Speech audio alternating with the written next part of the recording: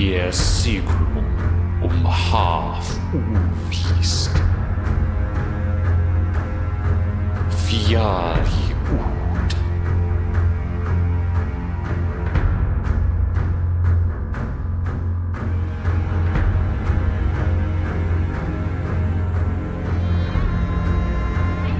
Gangandi til að morgun fundi, en som er hluti skulle óvíst vera. Fjær er gildrad.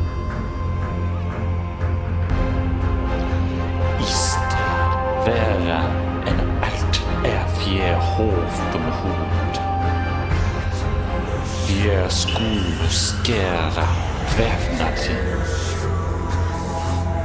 Miklu rætiligo kongo varfarinna att stådva Ragnarok. Allens farliga vid. I täsi ågolig, häfelig.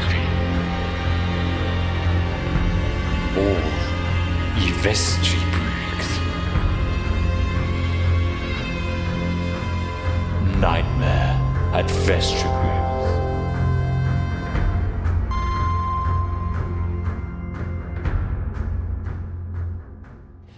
Hello and welcome everyone to this week's episode of Call of Cthulhu Dark Ages Nightmare at Vestribyggð. We are very excited to be here today. Okay, well, we might have varying levels of excitement, but we're all glad to be able to play this game together. So, we're gonna go around, we're gonna say who we are, who we're playing, then I'll do a little recap, and then we'll pick up where we left off, which will be super fun. So we're gonna start off with the star of today, the person chosen by the fates, Trooper's character. Trooper, how are you today?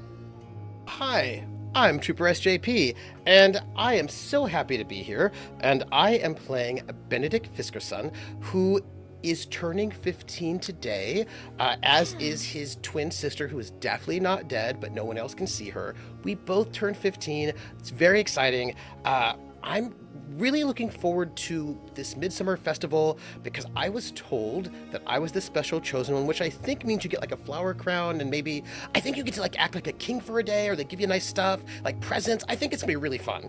I'm really excited. What is that face?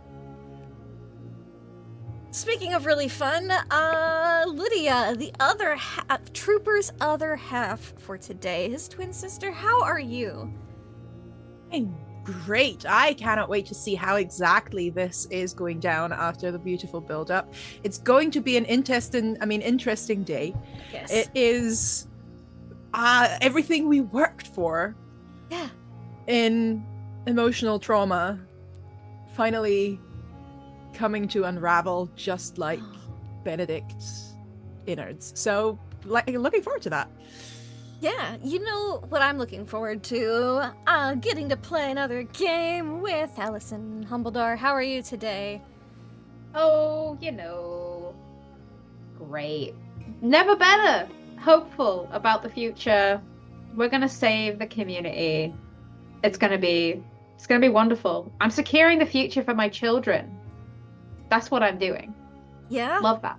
Yeah. I'm playing Tanya Bjornsdotter, so daughter of the bear, with her wonderful children, who are all gathered around this table, and her amazing aunt, and now new husband and ex-lodger, and the brother. So it's gonna be a great time. Speaking of great times, we've got Steve HollowTale. How are you today? Yeah, I'm preparing. I've been preparing for the last 2 weeks. I'm still not prepared. But I'm looking forward to it. I'm looking forward to playing more of Otto, the fisher who came in from out of town and has been living at Tanya's house for this long. Just got married. Yeah. Although I think that's not going to be the highlight of today. Somehow that's not going to be the most memorable thing. It is your wedding night tonight. So, we'll see how that goes. What a wedding night. What a wedding night, a one of a kind.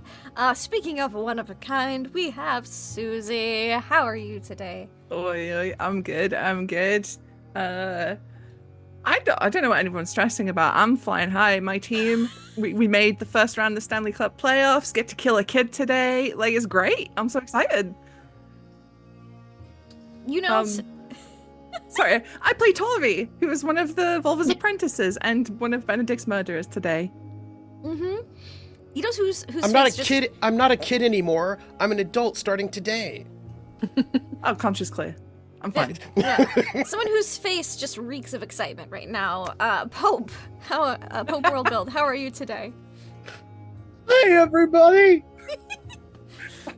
I'm Pope. Pope Worldbuild the internets at Blue Sky and start playing games. I play Umik. Things are not great. And they're gonna get messy. And apparently we were told in the green room that the intro will become more clear today. Yeah, maybe. Yay! Yay! So before we get into what this episode entails, let's just do a recap of what happened last session. So, last session with this lovely group, which was the last session we played of this game because the tax collectors were unable to play last week. So I'm super everything's super fresh for this group in my mind, is what I'm saying. They had a lovely midsummer. They hunted a beluga whale for, both meat for midsummer and also certain parts for the ritual because they needed, forge each type of beast, which in medieval literature is sea beasts, land beasts, birds, and serpents. And, serpents also include crustaceans and insects, because it's weird like that. And Umik went and hunted a muskox, quite a big beast, could have died, but he had help from a local Thule woman who then gifted him a little necklace with a symbol on it, kind of resembling a tree to a certain extent, or a branch, hard to say. There's a language barrier, but they made it work. And then he got home and Torvi was immediately like, the gods send you a woman and you let her walk away. And it was very entertaining. Mostly she was trying not to think of her own wedding, which then happened. Everyone went to the lovely Midsummer Festival. There was feasting, there was dancing.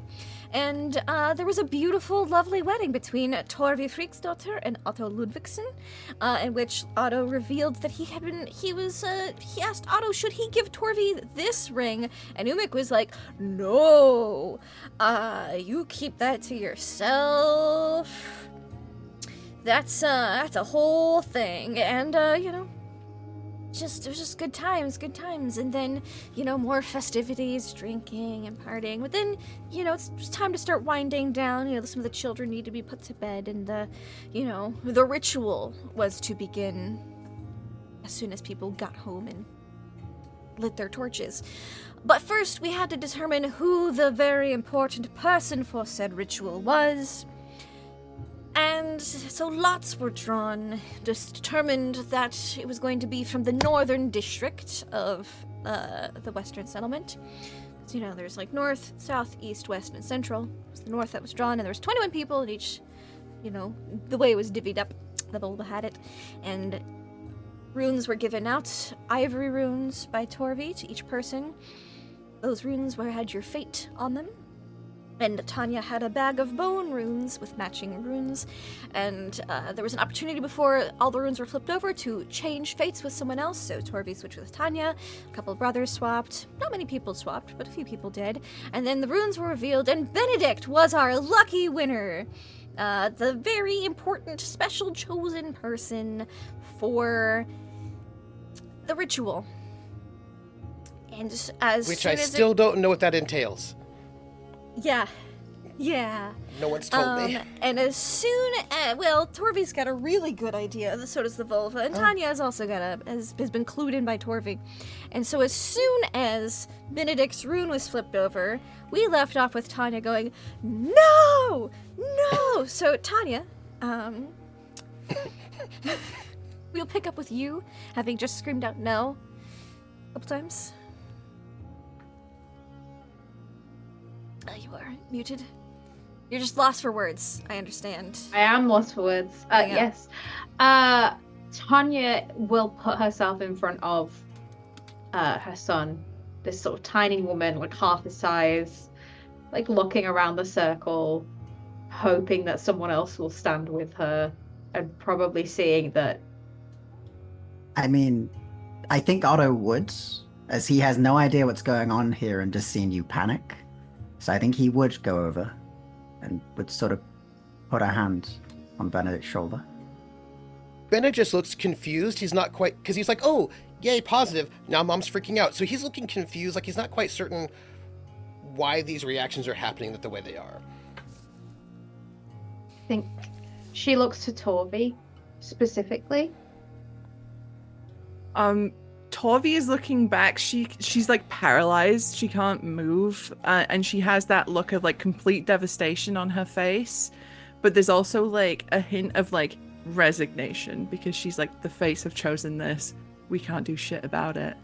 But she kind of like, she can't move, but she's looking at you. I have been chosen? So it would seem.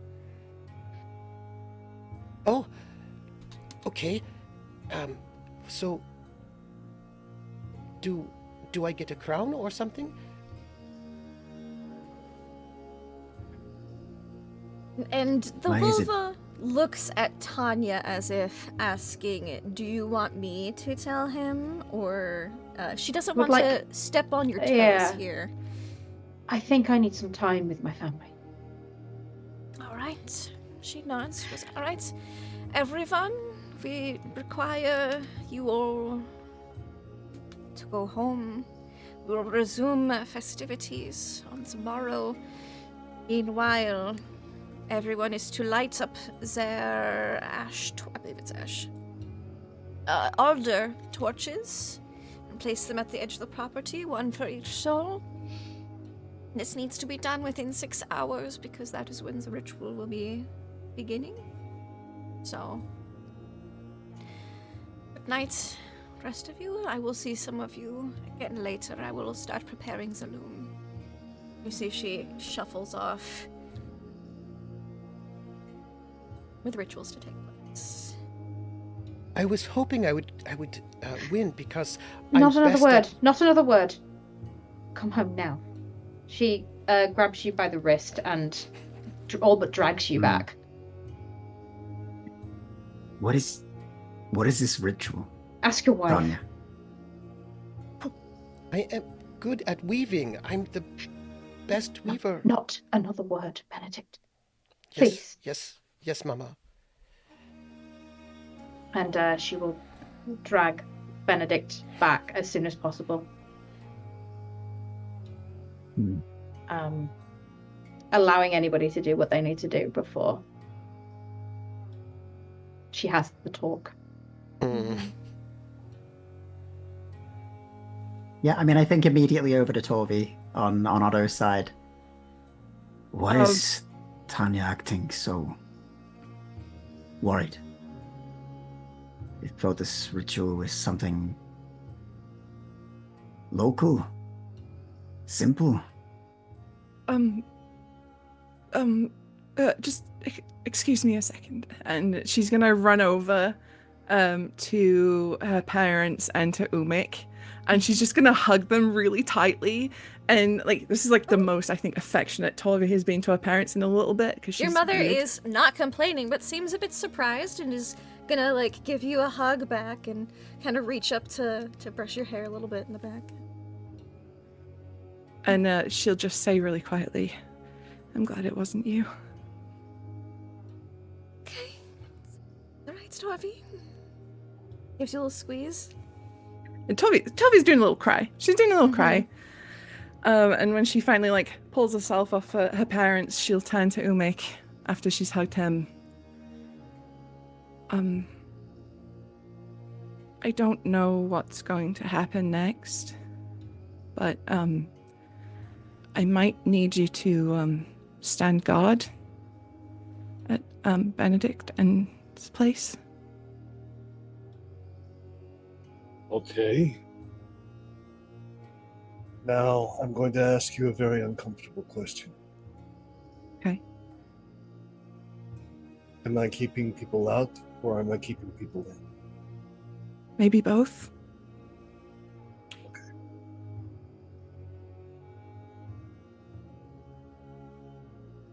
I'll go get my armor. Thank you. And she'll turn back to Otto and sort of walk off with him. Mm. This ritual is not it's not an easy thing. There's prices to be paid for what we want to do, what we need to do, what we have to do. Most rituals do, but we've found offerings. That is what we have been doing these last days.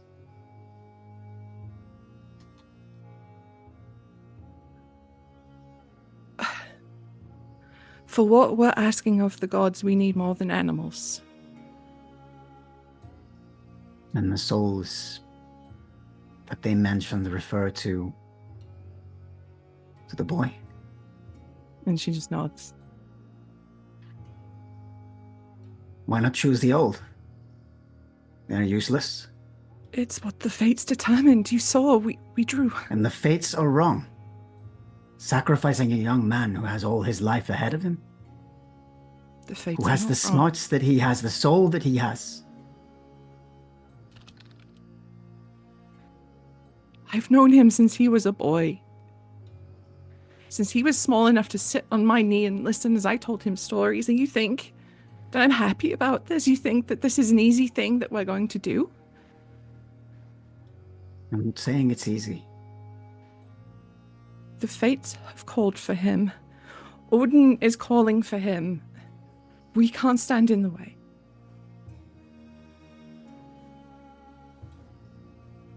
Maybe you can't. Please don't. And he'll leave. Head back to his ship. Tovi just sort of like, she reaches out to like try and stop him, but doesn't.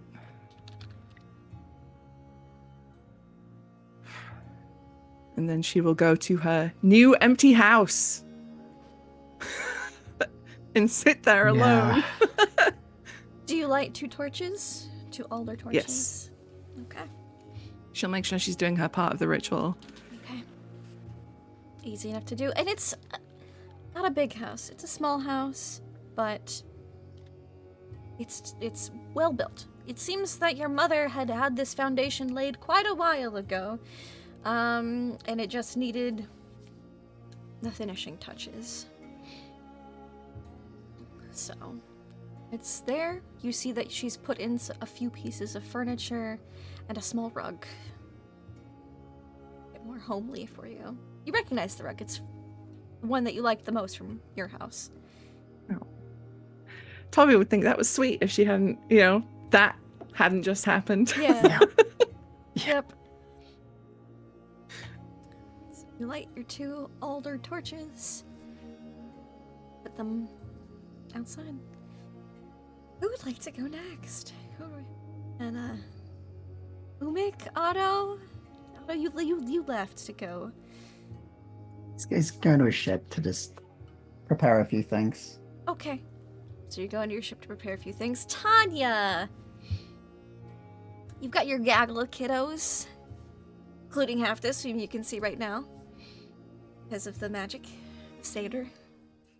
Yes, she will sit Benedict down at the table with just an unspoken look like, do not move. She'll turn to Godric, Gabriel, Bjorn, and Ulfa. You need to pack. You need to pack now. Pack your things. Pack warm clothes. Pack all the food you can get your hands on. I need to have a talk with your brother. Do you understand? Okay. They've not really had to pack before. They don't ever remember packing. So they're probably not going to do an amazing job of it, but they'll start, getting clothes and, Prioritize clothes and food. Okay. Quickly. They know how to pack food. They do that, but they're what else do we pack? They look confused, but they're listening to you. You seem in a mood to not be argued with, and they are not arguing. And as much as she can, she'll probably like shuffle them off to their bedrooms to pack while she has a chat with Benedict. And she'll pull out a seat for Haftis very specifically.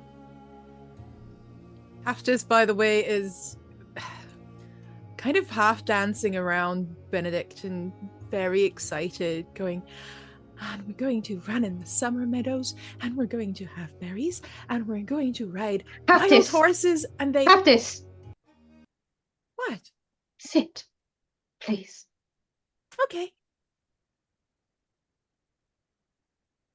She'll go and she'll sit across from her son. Mama? Just a minute. I have to tell you a few things. You're going to need to listen to me, Benedict.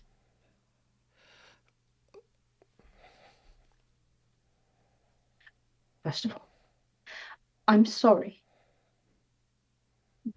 I'm sorry that I didn't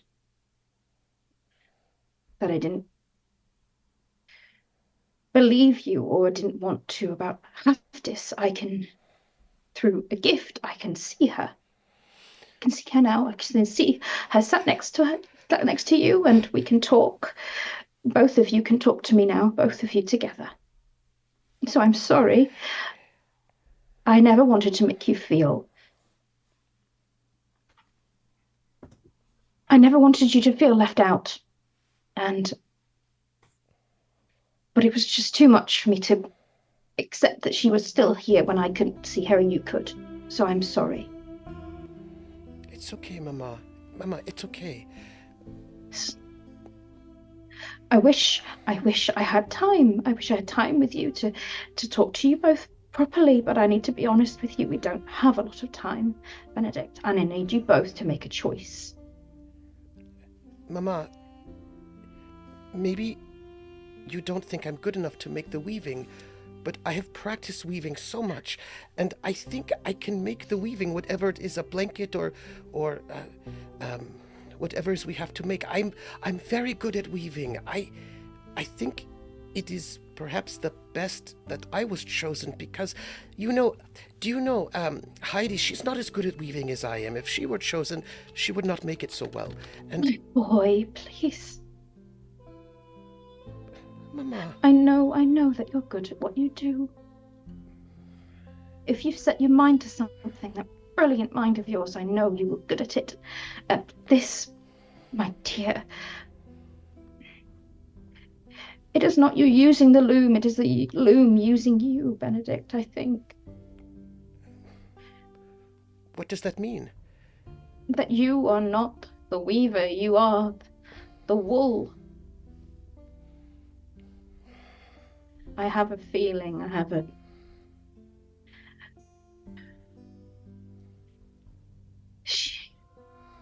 Torvi told me that this ritual requires sacrifice and that the fates would choose. The fates would choose who it was to be. And of all the people in this village, it chose you, and I am not ready, and it is not fair that they chose you. You'll die doing this, Benedict. And that goes against everything I moved here for. I left that horrible place and I took you. And I took you both away because I didn't want anything bad to happen to you. I didn't want you to be hurt. And then to come here and build this life, and now it's... what's it all for if they're going to take you away? So... but I can't make the choice for you because I've been making choices for the both of you all your lives. And it's not fair, and it's not right. And she looks to Haftis. And I said to you only today that if you have the ability to choose, then choose. So, knowing what you know, I need you both to be in agreement. I need you both to choose this, because you just need to say one word and we will leave. I know we'll all go again. We'll all leave again and I can start over again. I've done it once and I can do it as many times as we need. And I think Otto would help. I think he would help us. And would the world freeze? I don't know.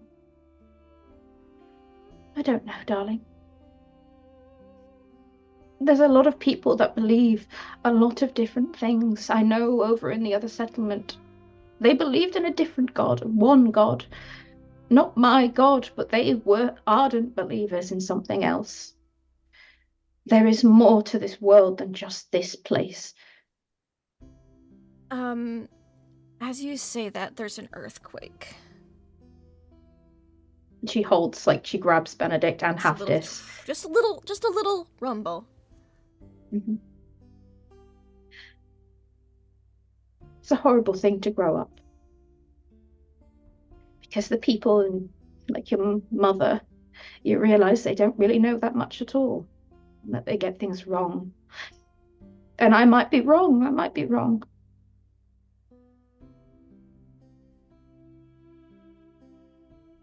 Mama. Yes.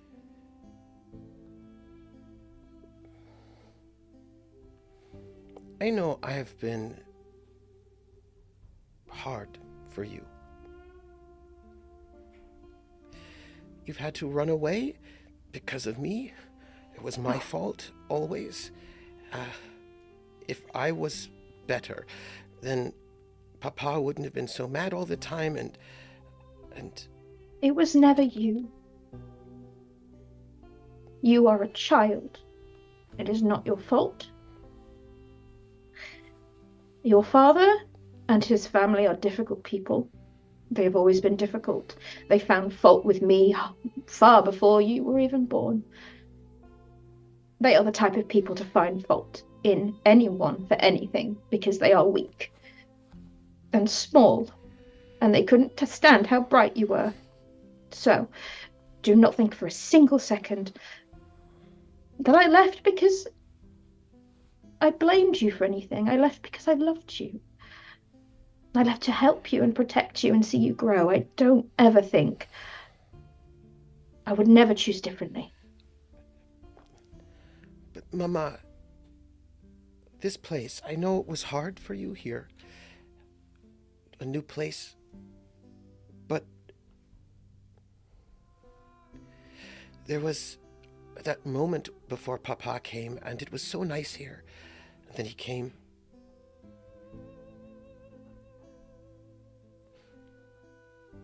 I know. But this place,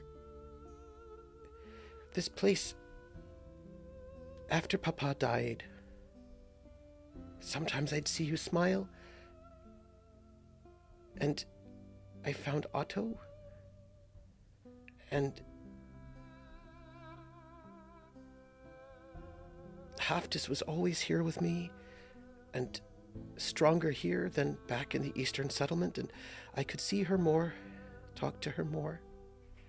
And Torvi, not everyone here, but more people here have been kind to me than there, so I think it was good we came. It was fates, I think, brought us here. I don't want to believe that the fates brought you here for this. I know they've been kind to us. I know that they've been like a family. All of them have been so good. They didn't have to take me in, but they did. But I am not willing to pay that price of that. I can't. Mama, you've told me that sometimes you have to sacrifice for the community.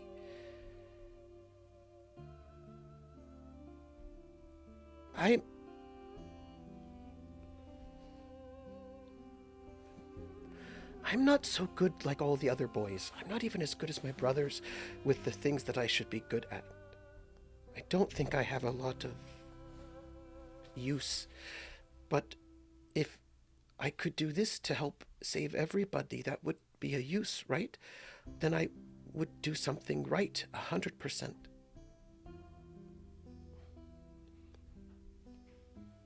And then maybe everyone would be proud of me, and then I could do something. I can't hunt whales or seals, and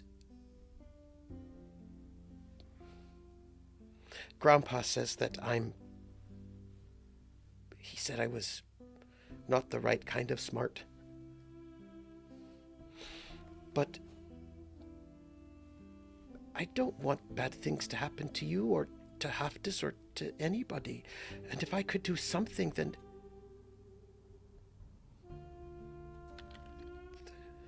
that's good, right? You doing this. If you did this, it would be the worst thing you could do to me. It would. Mama. I can't lie to you and say, even if it was green pastures and a sunny sky and a full belly, I shouldn't have to bury another one of my children. But I'm Haftis right will be here. here. Yeah. Dying isn't so bad, Mama.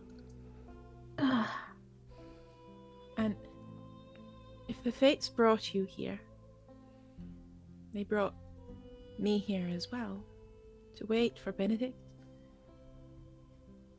to be with him until this day would come, and maybe even if Benedict comes to me, you might no longer be able to see us after a Oh. while. That doesn't mean we're not here. And then when you are done with this world, we can all be together again. And it'll be a better life for you, and it'll be a better life for Torby, and it'll be a better life for everyone. And we'll still be here, waiting.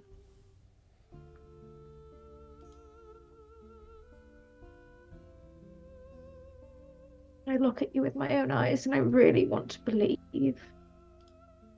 I really do. But I've said my piece. I've said my piece to you both, and as I said, this needs to be your choice. I can't make this choice for you. It's too big now. Mama, you have saved me, yes? Many times. My job. But who's going to save you, Mama?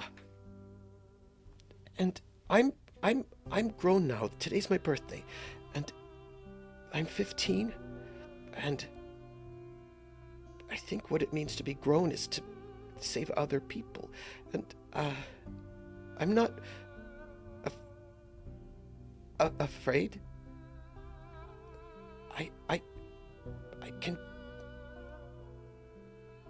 I can do this, whatever it is, and then I can save you for once. And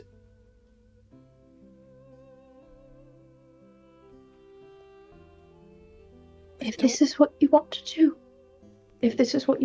then I will do it, and I will be here, and I will be with you. But if you change your mind, or you don't want to do it, or anything like that, we can go. It comes down to that. You can stay, or we can go, and I will be here for both of you. But I can stay, right? Like, if I do this, then I can still be here like Haftis, and we can still be here, right? You both deserve better than to just follow me around. I would There's no always be by pain. your side. No.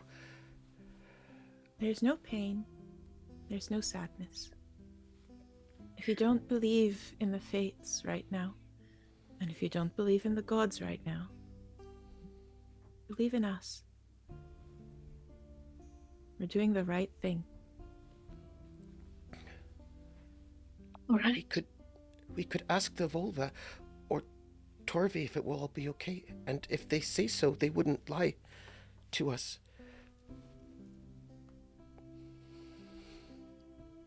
I would hope they wouldn't. But Torvi's very good at telling stories.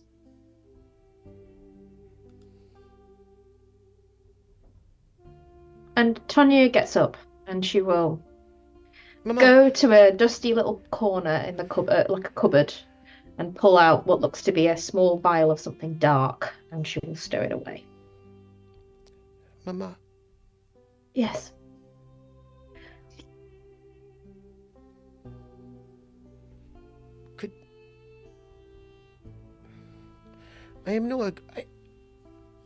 I know I'm a grown man now, and I'm the man of the house, so. But we have 6 hours, and if I don't have to learn steps or something or words, could maybe, if it's okay, would you? When I was small, you would rock me on your knee, and I think I'm too big, but maybe something. Oh, you'll never be too big for that. I'm a little scared. Me too. Is this your choice? But if the choice is I am selfish for only myself, or I do something to save everyone, Otto, you, Bjorn, Ulfr, Godric, Gabriel, Torvi, everyone, isn't it not the wrong choice to be selfish? When everyone else gets to benefit from your sacrifice, you can be as selfish as you want. That's your choice to make. But in the cold and winter, if we don't all work together, then we die. You can't be selfish out here in Greenland because there's so little food. You have to help everyone, right? I know. And that's why we would leave. We would leave it all behind. That's why the children are packing. Why your brothers are packing. You hear some bickering in the other room. They're like arguing about how to pack something and what to pack Probably it in. poorly, but trying. Mama, I don't. If I can have this, if this happens, I still wouldn't have to leave Mama, right? I could still be here with her, right? In here with you? Yeah. Why wouldn't you be able to? And if the world freezes and if Niflheim takes over, then we wouldn't be safe anywhere. It's a lot of ifs. Shouldn't we trust the Völva? Shouldn't we trust Torvi? We've trusted them all our lives.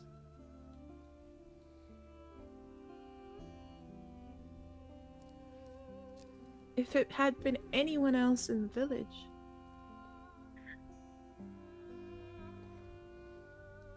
I have to ask Otto.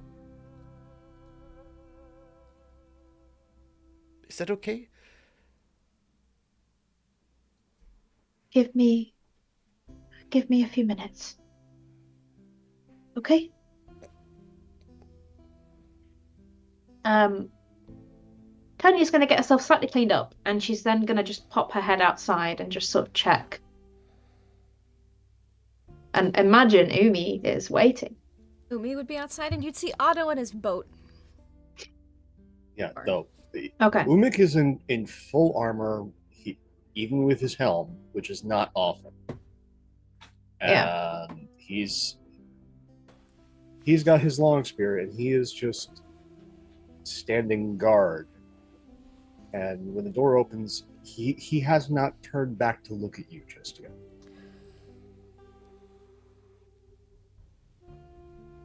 Umik. Okay. What are you doing? Fulfilling a request by my sister. And what Can was I- that request? To stand guard. Are we allowed to leave?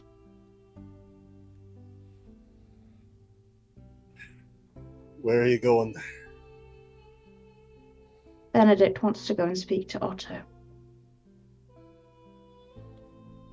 Let me get Otto. Stay in the house. Stay safe. I'll bring Or him to you. what, Umik? Are you threatening me? I'm not threatening you. Then stand aside. And let my child go and see his adopted father on his birthday.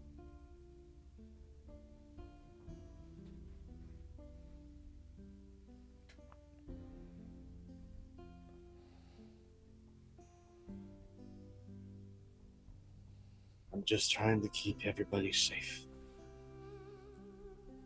And she'll go over to him.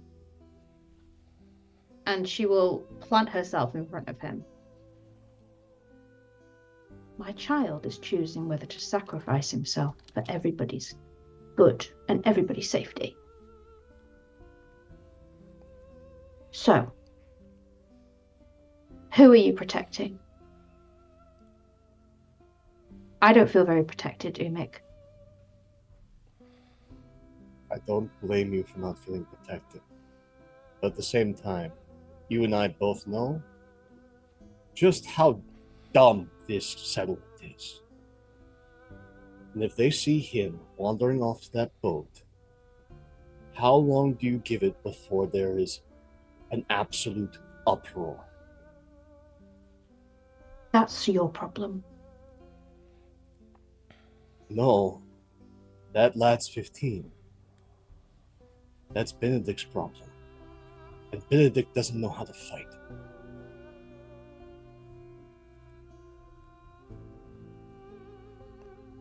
So let me go get Otto.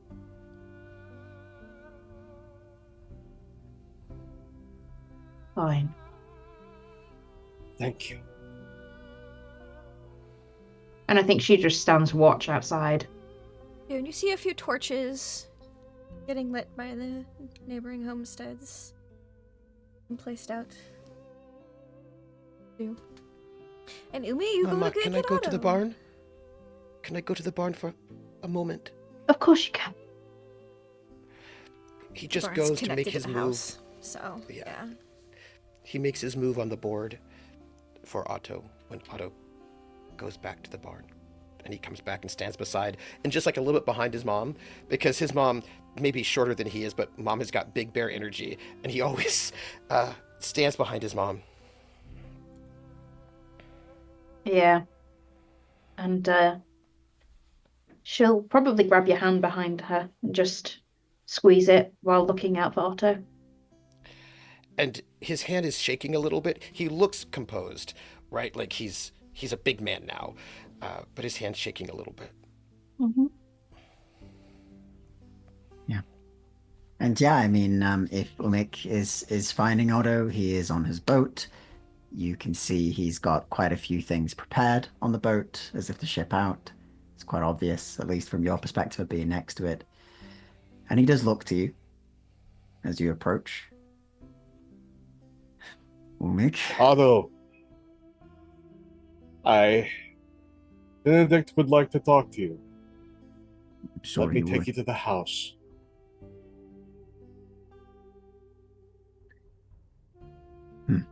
He nods. And he'll walk with you. He'll put the spear down. But he does hesitate on that.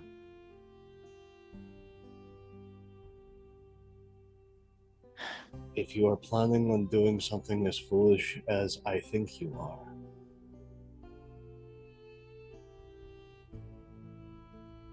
Foolish than killing a child. no, that's fucking wrong and dumb. But at the Then same you time, see my issue. I also know how many people in this village are devout and desperate. People are desperate in many places. Not all of them kill children. I know how many men I can take, do you? A few. Maybe enough. Maybe enough to buy time, especially if you came with me. Between the two of us, a bunch of those kids, and them all going for Benedict, because they're not going to be coming for you and me. They're going to try and bypass us and grab him. And we put the ocean between us and them. Watch them swim. Every single set of eyes is on that damn house. I've been standing in front of it for half an hour. And we find a place where the eyes aren't looking. But I will speak to him and I will leave this here. This is not a situation where we can both keep them all alive. I do not know if I could live if I never tried. Just let me know if you're going to do it. Of Just so course. I can get myself fucking ready. And he pats your shoulder. Your brother-in-law for the last hours. Your wife is going to be very cross with me.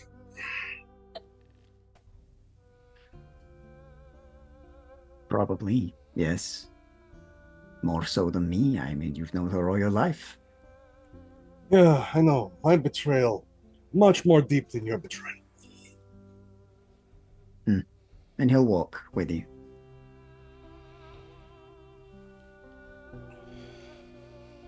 And you guys walk Yeah. into the house where Tanya, Hmm. Benedict, and Haftis are. He'll head in, assuming he'll make sure that he puts a show of obviously making sure that Umika approves him going in first. Mm-hmm. He's in full armor. You know, he makes sure that he shows no other inclinations. We do all the pantomime.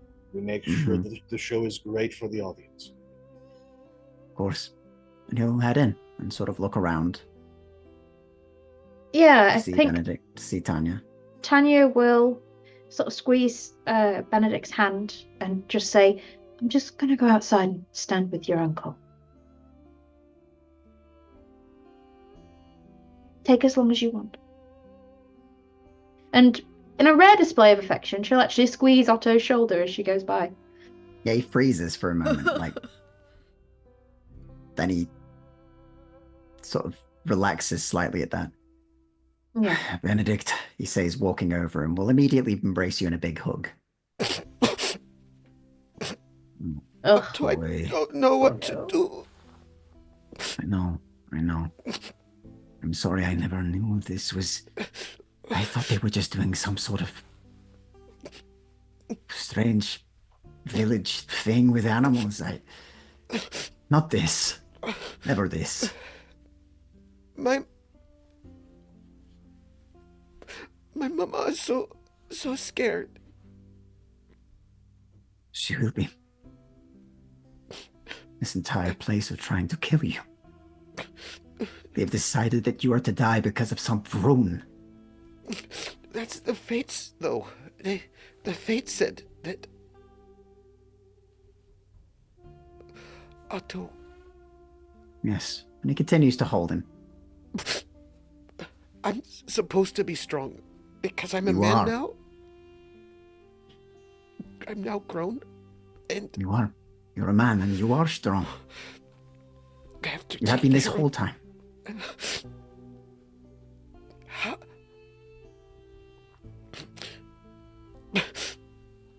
You.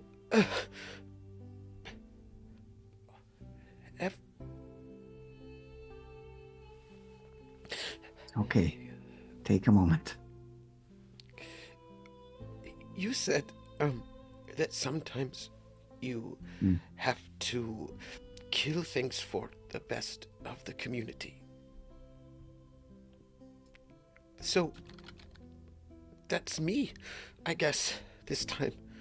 Oh, no, it isn't you. Silly boy.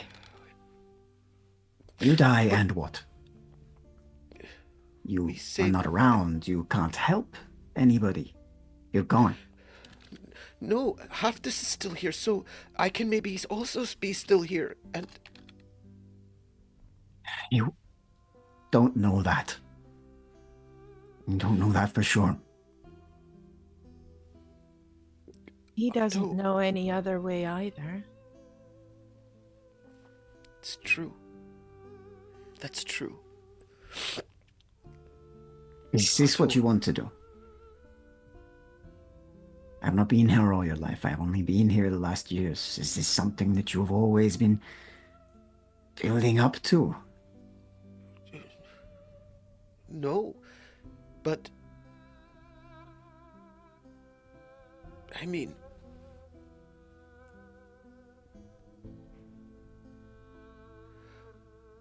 we are getting colder. The supplies have stopped coming. And what if the supplies have stopped coming because we are no longer in Midgard and they can't come? What if we are not... What if we are away from home and we can't get back and no one can get back unless this happens? You be together. And if you don't have something near you, you go out, you find it. You hunt it. You take it. There are other places in this world. It is a big world. This place is tiny in comparison to what is out there. You're a good sailor.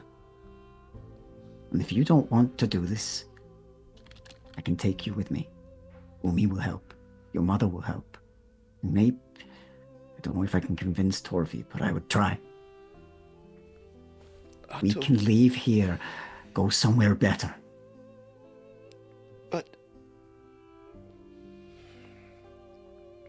Otto, I love you. You've always been there for me. Always. Since you've been here. And I wouldn't be here without you. You are the closest thing to a son I have, and I do not want to lay down and watch somebody take that away from me, from your mother. I love you too, Benedict. So let's go. But if Let's I use go, those... I kill everyone. It's my fault everyone dies if I don't do this. Maybe It they will be my deserve it if fault. their entire goal here is to kill you. If they can't find a way through this themselves aside from killing you, freshly a man, then maybe they deserve it. But does the whole world deserve it? Maybe Does it does. Bjorn? I don't know, but not you. Not you, Benedict. He'll sort of put his hands on your shoulders and look you in the eye. You don't deserve to suffer anymore or to sacrifice for others. He doesn't understand. He's never been part of this family, really. No, he has.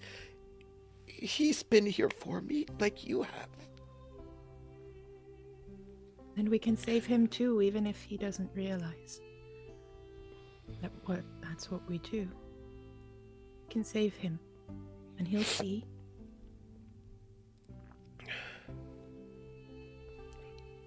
Otto.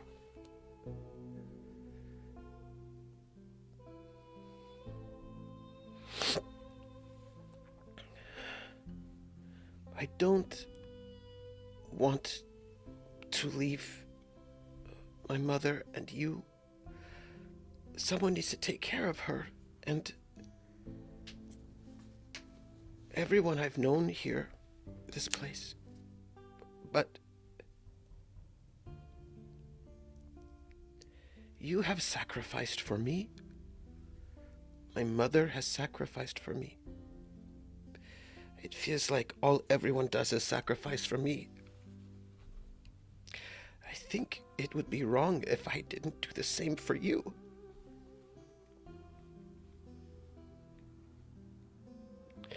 Can you please take care of my mother?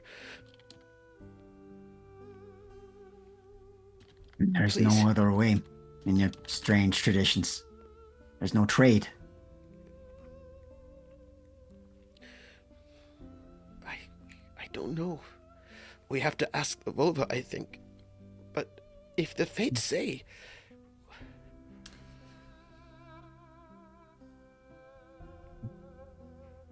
I don't want to mess up and ruin it for everyone. I don't want to make it so that we are lost as everyone is lost. And I want my brothers to grow up and...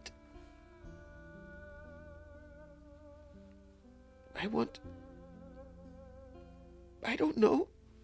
I want to ask Heidi out one time and dance with her, but I've never spoken to her that way. Well, maybe we leave. You find another Heidi. You ask them to dance. Your sacrifice does not need to be today. It can be another day, when your mother is old and you're looking after her. But your mind, your soul is so beautiful. And I think you could do good in another place, another area.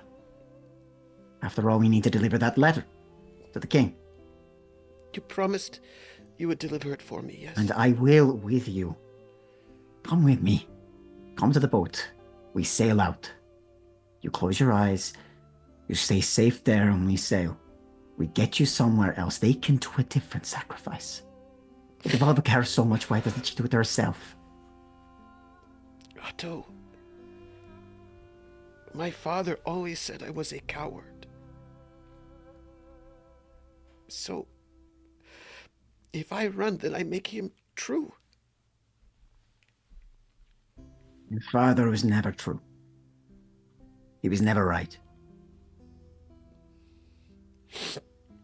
What he did to you, what he was to you. Never take any of his words to your heart. We made sure he would never hurt you again. Father would have run away.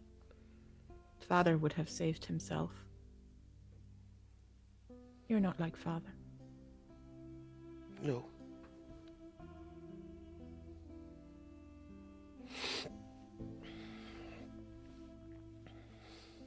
Otto, this is bigger than me. This is everyone.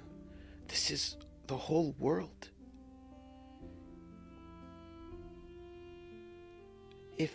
If I do this, then you can escape. And Mama can escape and we'll be safe. Is that truly what you believe? That's what everyone says. People say a lot of things. But do you believe it? It's what Hafta says too.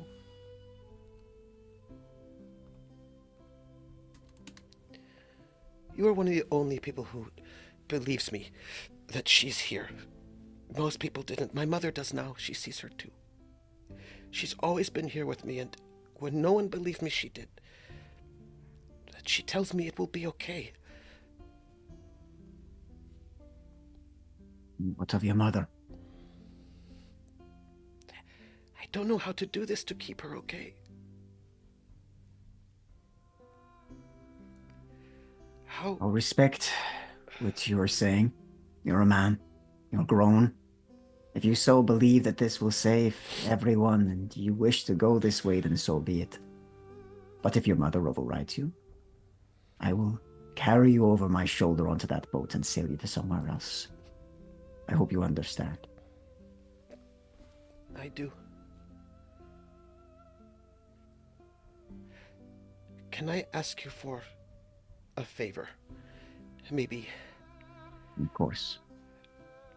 If I'm not strong enough to walk where we have to go by myself, and I start to falter, would you put your hand on my shoulder so I don't lose my nerve and I do what is supposed to be done? And he places his hand on your shoulder. Of course. might get scared. Please don't tell my mother I was crying. I don't want her to think. I can see that your face was dry, like sand in the summer. Okay. Now, straighten your shoulders. That's it. Head up. Dry your tears. And go and do what you need to. Okay. And no matter where you go, he will not be there. Thank you.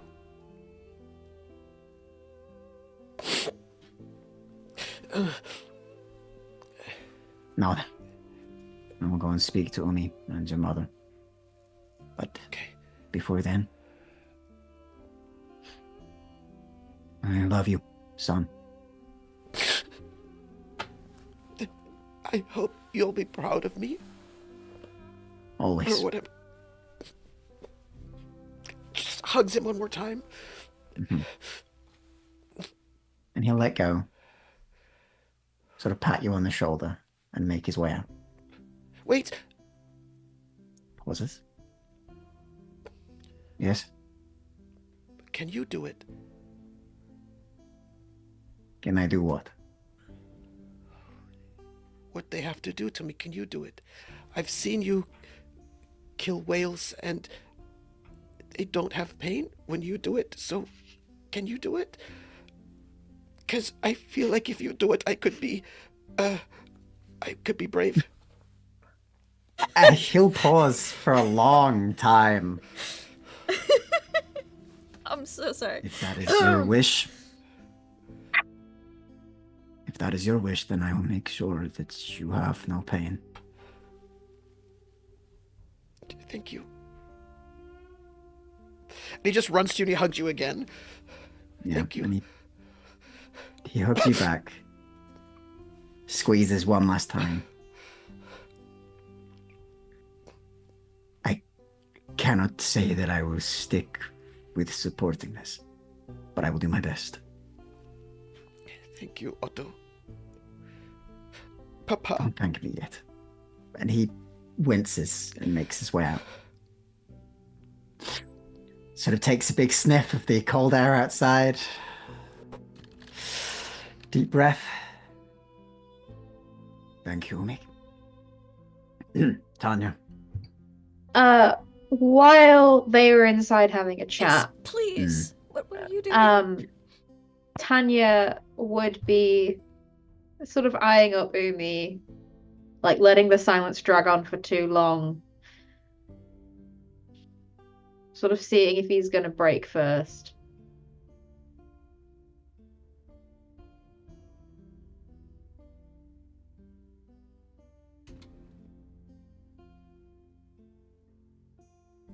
If it comes down to it, Umi, which side are you on?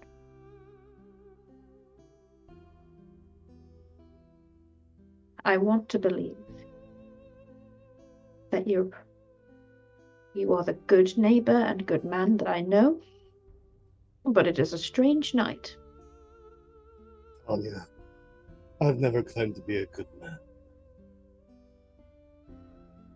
I do what I must for the community, but at the same time, this is fucked.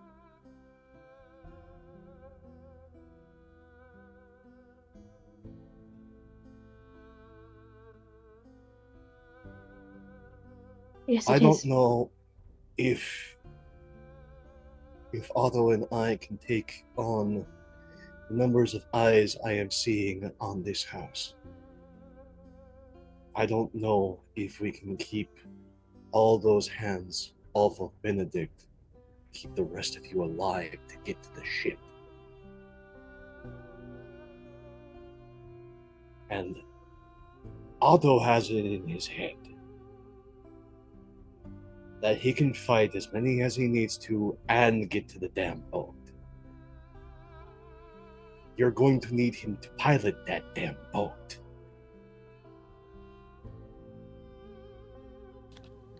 So that leaves just me. So, when they come, you do exactly as I say. If it means that you retreat to the barn, you retreat to the damn barn. If it means that you run ahead and you leave me behind, you run ahead and you leave me behind. But you do what I say. Otto is a good fighter. He's not as good as me on the ground. You've got me, this one fucking spear. That's it. Against at least 7.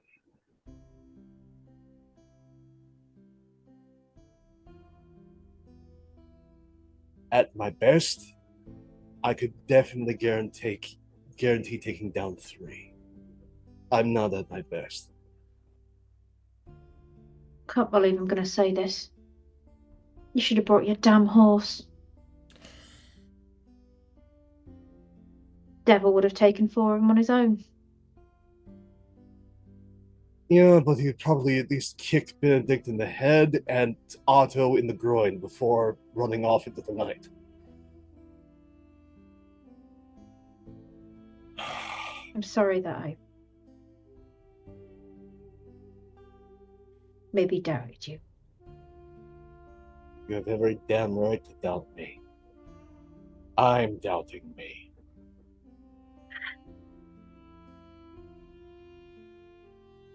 We could do it a bit smarter. I am leaving it to Benedict as to whether he... It's his choice, and I'm not having anyone take that from him. But if he chooses to leave, it's dark. We could light a few torches, draw some of the eye. He only needs to look like your silhouette.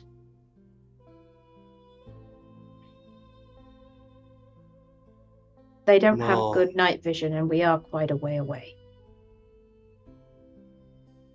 That might throw off 3 of them. Still 4. And I have 5 sons, and I'm pretty handy with a weapon myself.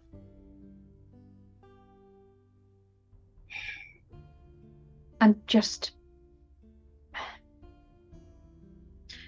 I have a feeling it's not even going to come to that, Umi, because my son thinks he's worthless, and he thinks that this is the best thing, that he was born to die. That's his greatest achievement. So forgive me, I am making plans, but my son thinks he's good for nothing. So I think we're just talking and making hot air anyway.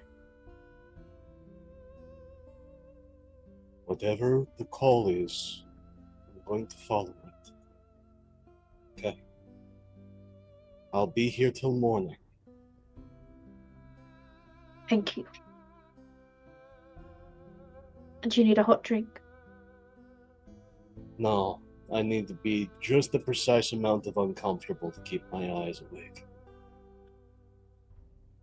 I could make more jokes about you finding a wife if you like. Now you sound like Torvi.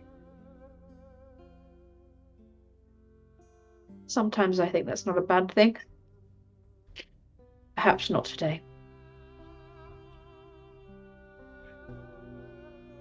Thank you, Mick.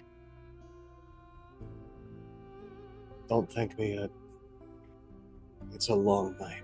When Otto comes out, having Yeah. this conversation with Benedict. Yeah. I think he's ready to see you again, Tanya. All right. He seems set in his mind. She looks at But- Umik for a second. If you change your mind, he's only recently become a man. I am happy to drag him to that boat myself. I thought that would be the case. If he wishes to do this and you wish to walk him, he has asked for me to make sure he makes it there. And he has asked if I could make it painless.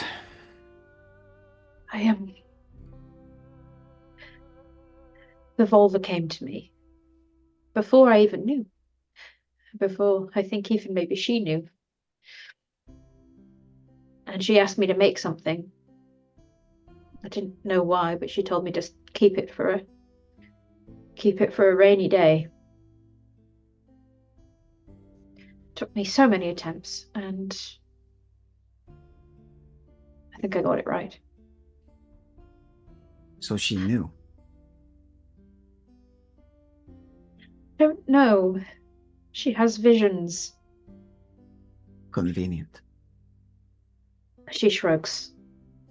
If my son chooses to do this, at least he shouldn't feel it. He shouldn't.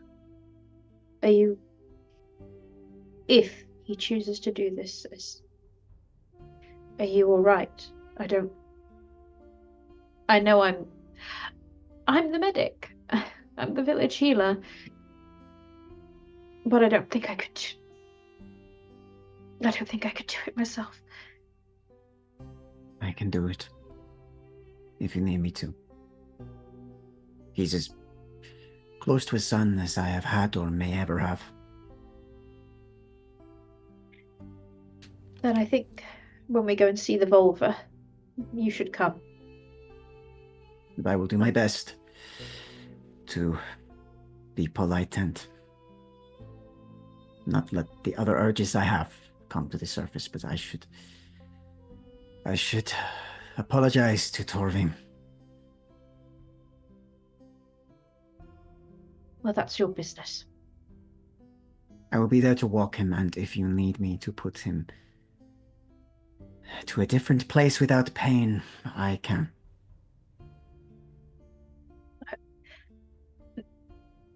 I think if it comes to it, consider it any debt between us is no more. There is more debt between us that I must clear separately. But this can go towards that. It is kind of you. Go and be with your wife. And he sort of places a hand on your shoulder and squeezes. If this is truly what he wishes, we will make it through this. But as for how long I will stay here after, I do not know. If you and the boys wish to go to another land, I can make sure you do. And he'll walk away. And he'll give you the usual nod. Just, Umik. She'll go in and she'll be with her family. She'll make sure that she'll check over the boys and see and like basically correct their packing just in case.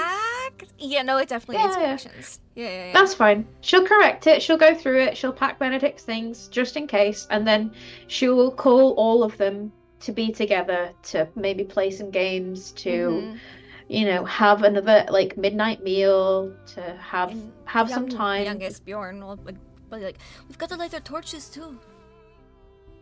When you come in, you will see that Benedict has cleaned up the house as best as he could, so that you wouldn't have to do it. Like he sort of tried to clean up the kitchen area as best he could, so that you had less to do today. Yeah, and she'll come and she'll take his hand and she'll kiss it. And when Bjorn asks about lighting the torches, she'll look to Benedict. And he'll go and he'll get the altar torches for the entire family. And he will say to Gabriel, okay, so hold these and hand me one at a time. All right. And he will light each torch and like sort of stick them in the ground in front of the house. He's normally a lot more brash, and he might have some things snarky to say, but he senses there's a weird mood and is going to be nice to his brother. And listen to his brother and do what his older brother tells him to do. So he waits for the torches to all get lit, and then he will go outside and put them in the ground. And you can tell that Benedict is, like, he just wants to be a kid with his mom, but his younger brothers are here, so he has to be the man of the house. And you can just tell that he's like trying to be like go put the torches out, right? Which is, he never really does that sort of a thing. But you can also see that he never leaves too far from his mom. He's always within like touching distance of his mom. As soon as you come back in, and he's standing tall, but he's also very small, and he's always by his mom in that kind of way where he doesn't say it, but he just stays close to her. Benedict, come and help me Yes. put your brothers to bed. Yes, Mama. And come on, Bjorn. Come on. They would normally complain, and there's a couple of eye rolls in size, but they sense there's a weird mood here, and so they're not gonna argue, and they will be put to bed without argument. Rare. And Especially when in the the summer boys are when put it's to bed, so light out for so late. Yeah. She'll probably put some like old wool over the windows to darken the bedroom area. Mm-hmm. And she'll go over to Benedict, and she'll settle him down on his bed and sit and have his head in her lap and just gently rock him. Do you remember the lullabies you sang for me when I was very small? I think they would be considered sacrilegious. Yes. Oh, Not the right god, but oh. it doesn't matter. Sing them for me? Of course I can. And he just like nestles his head in your lap, and he kind of, and like, as you begin to sing, he just like reaches his arms around your waist as if he just doesn't want to let you go or let you escape. And he kind of curls up because he's quite tall now, and like his feet sometimes poke over the edge of the bed, and he just curls up.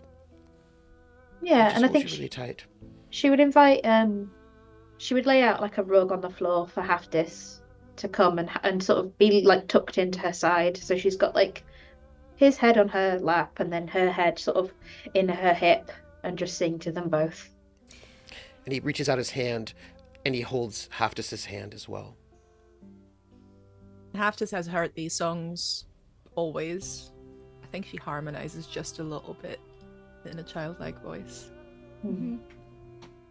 And we will cut over to, that's probably your last scene before it's time to go. But Otto, you said you were going to go find Torvi real quick? You're Yeah, gonna go to your house? yeah. It's next door.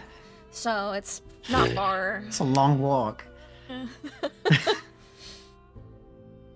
Yeah, You he'll see make there's it there. There's some torches out, so she's obviously home still right now. Mhm. And he'll go for the door. Knock despite himself. And walk in.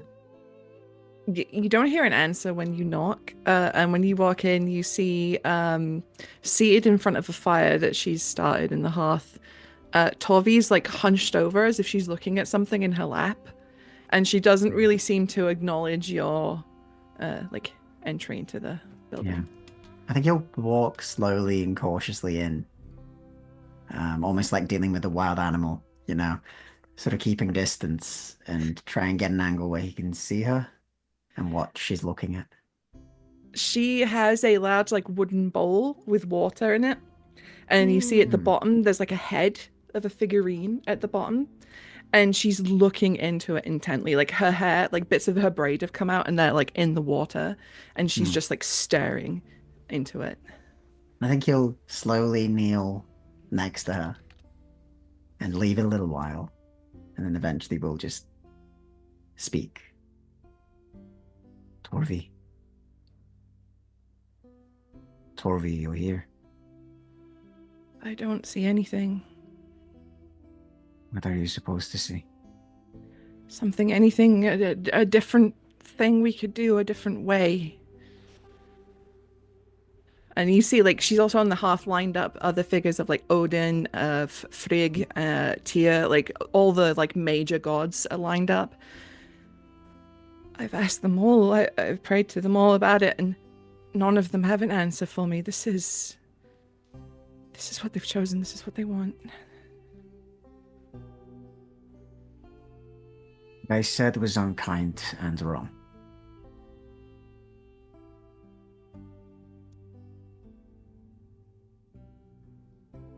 If the fates have decided it, and you believe this, and this bowl is not showing you other things, then perhaps this is the only way. I know you do not hold any harm in your heart for the boy.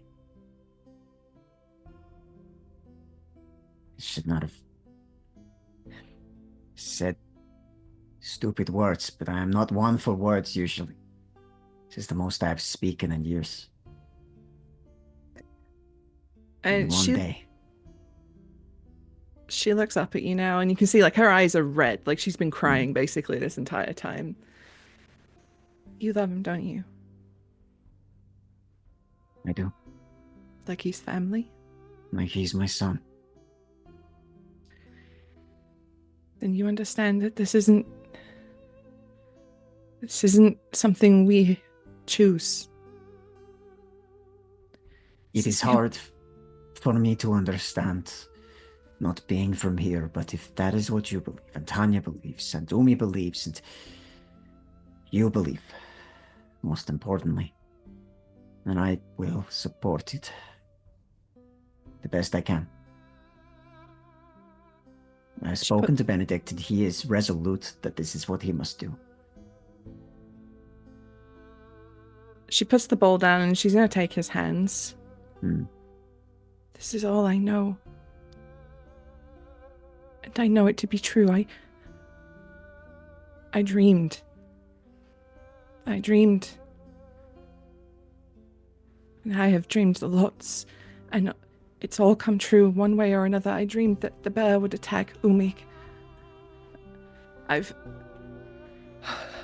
And she can catch herself, like she's clearly like working herself up, so she's like trying to calm herself down. And he squeezes your hand and just waits patiently.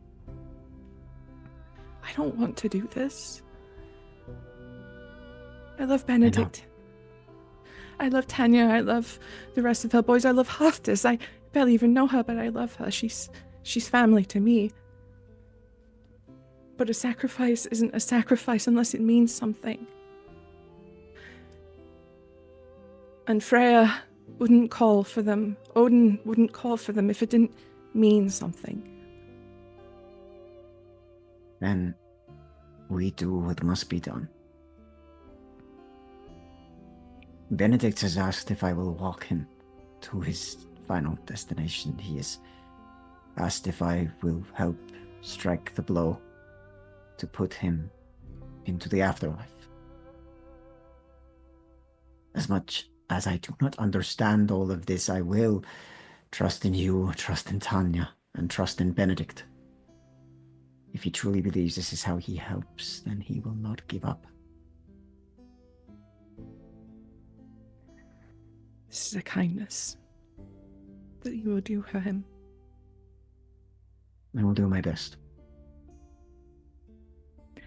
And she will reach up and like cup his cheek, and this is the most she has touched him like ever.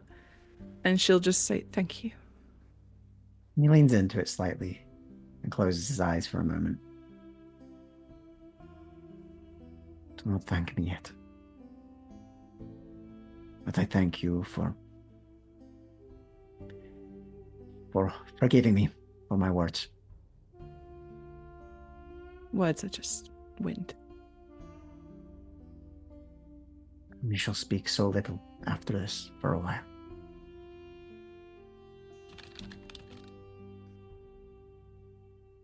And she just nods.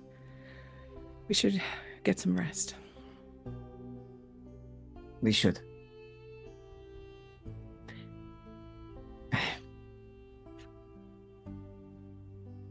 I do feel guilty despite myself.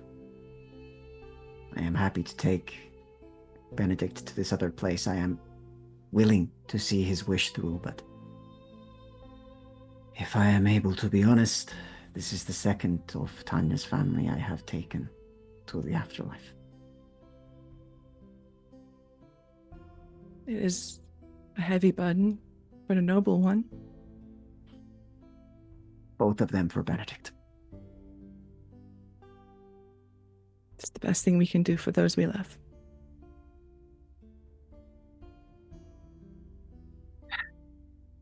And perhaps tell me stories of your gods,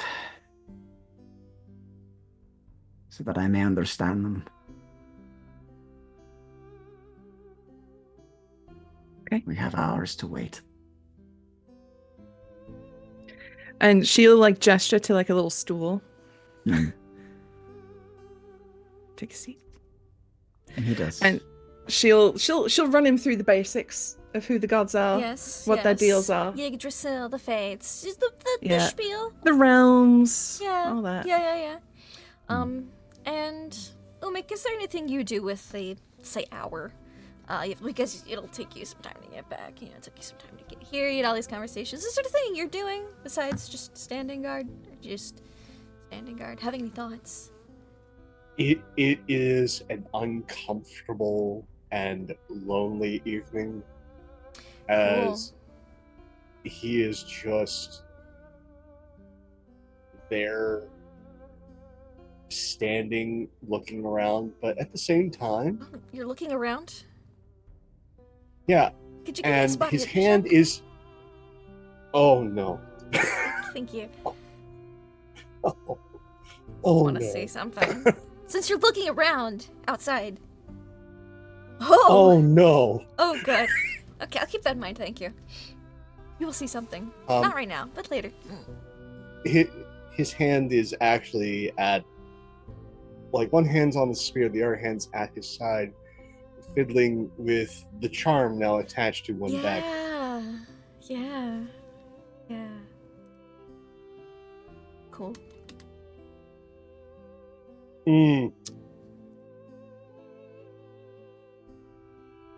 Or you know it. Yeah? Yes, Pope? I see you want to say more. I'm sorry. I have been around so many tables, but there is no one on earth whose smile makes me more concerned than yours. I will take that as a Call of Cthulhu keeper compliment. Thank you, Pope. And before everyone wants it to be time, it is time. Move to the ritual site. So I didn't check to see if I could level up my boating skill from last time. Can I just do that now, just in case? No, there's no leveling up right now. We're not. Okay, that's fine. You're good. You don't need it. You're not gonna run away, are you? No, Well, then you don't but need I just want to know if I it. could. That's all. No, it's fine. You'll be No, fine. it's fine. Okay. You're gonna achieve so much more. Oh. Yeah. So, everyone, let me change the music here. We are past family goodbyes and sad farewells. Here we go. Okay.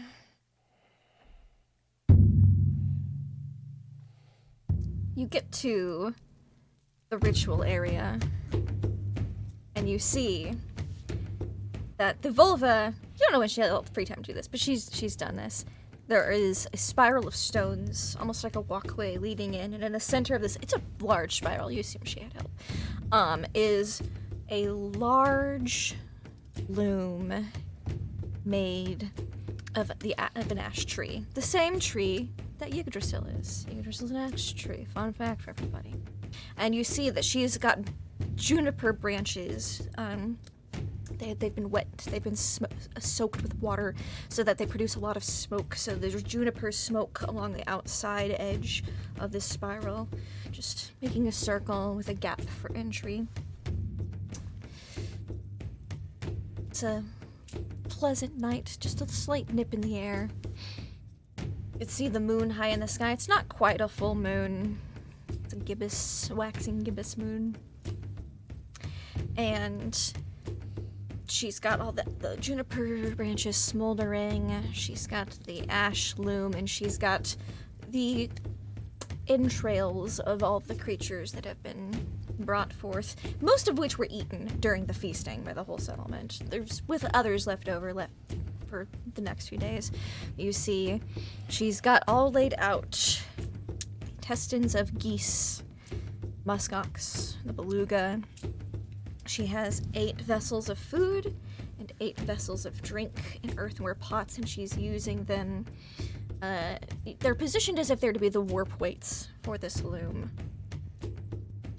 And she is standing there, eyes closed, kind of swaying to a rhythm that seemingly only she can hear right now, just waiting for y'all's arrival. Question. Yes. Is this something where only the adults in the village are going to witness? Most people aren't going to be witnessing this at all. That's good, because Tanya does not want her kids near this.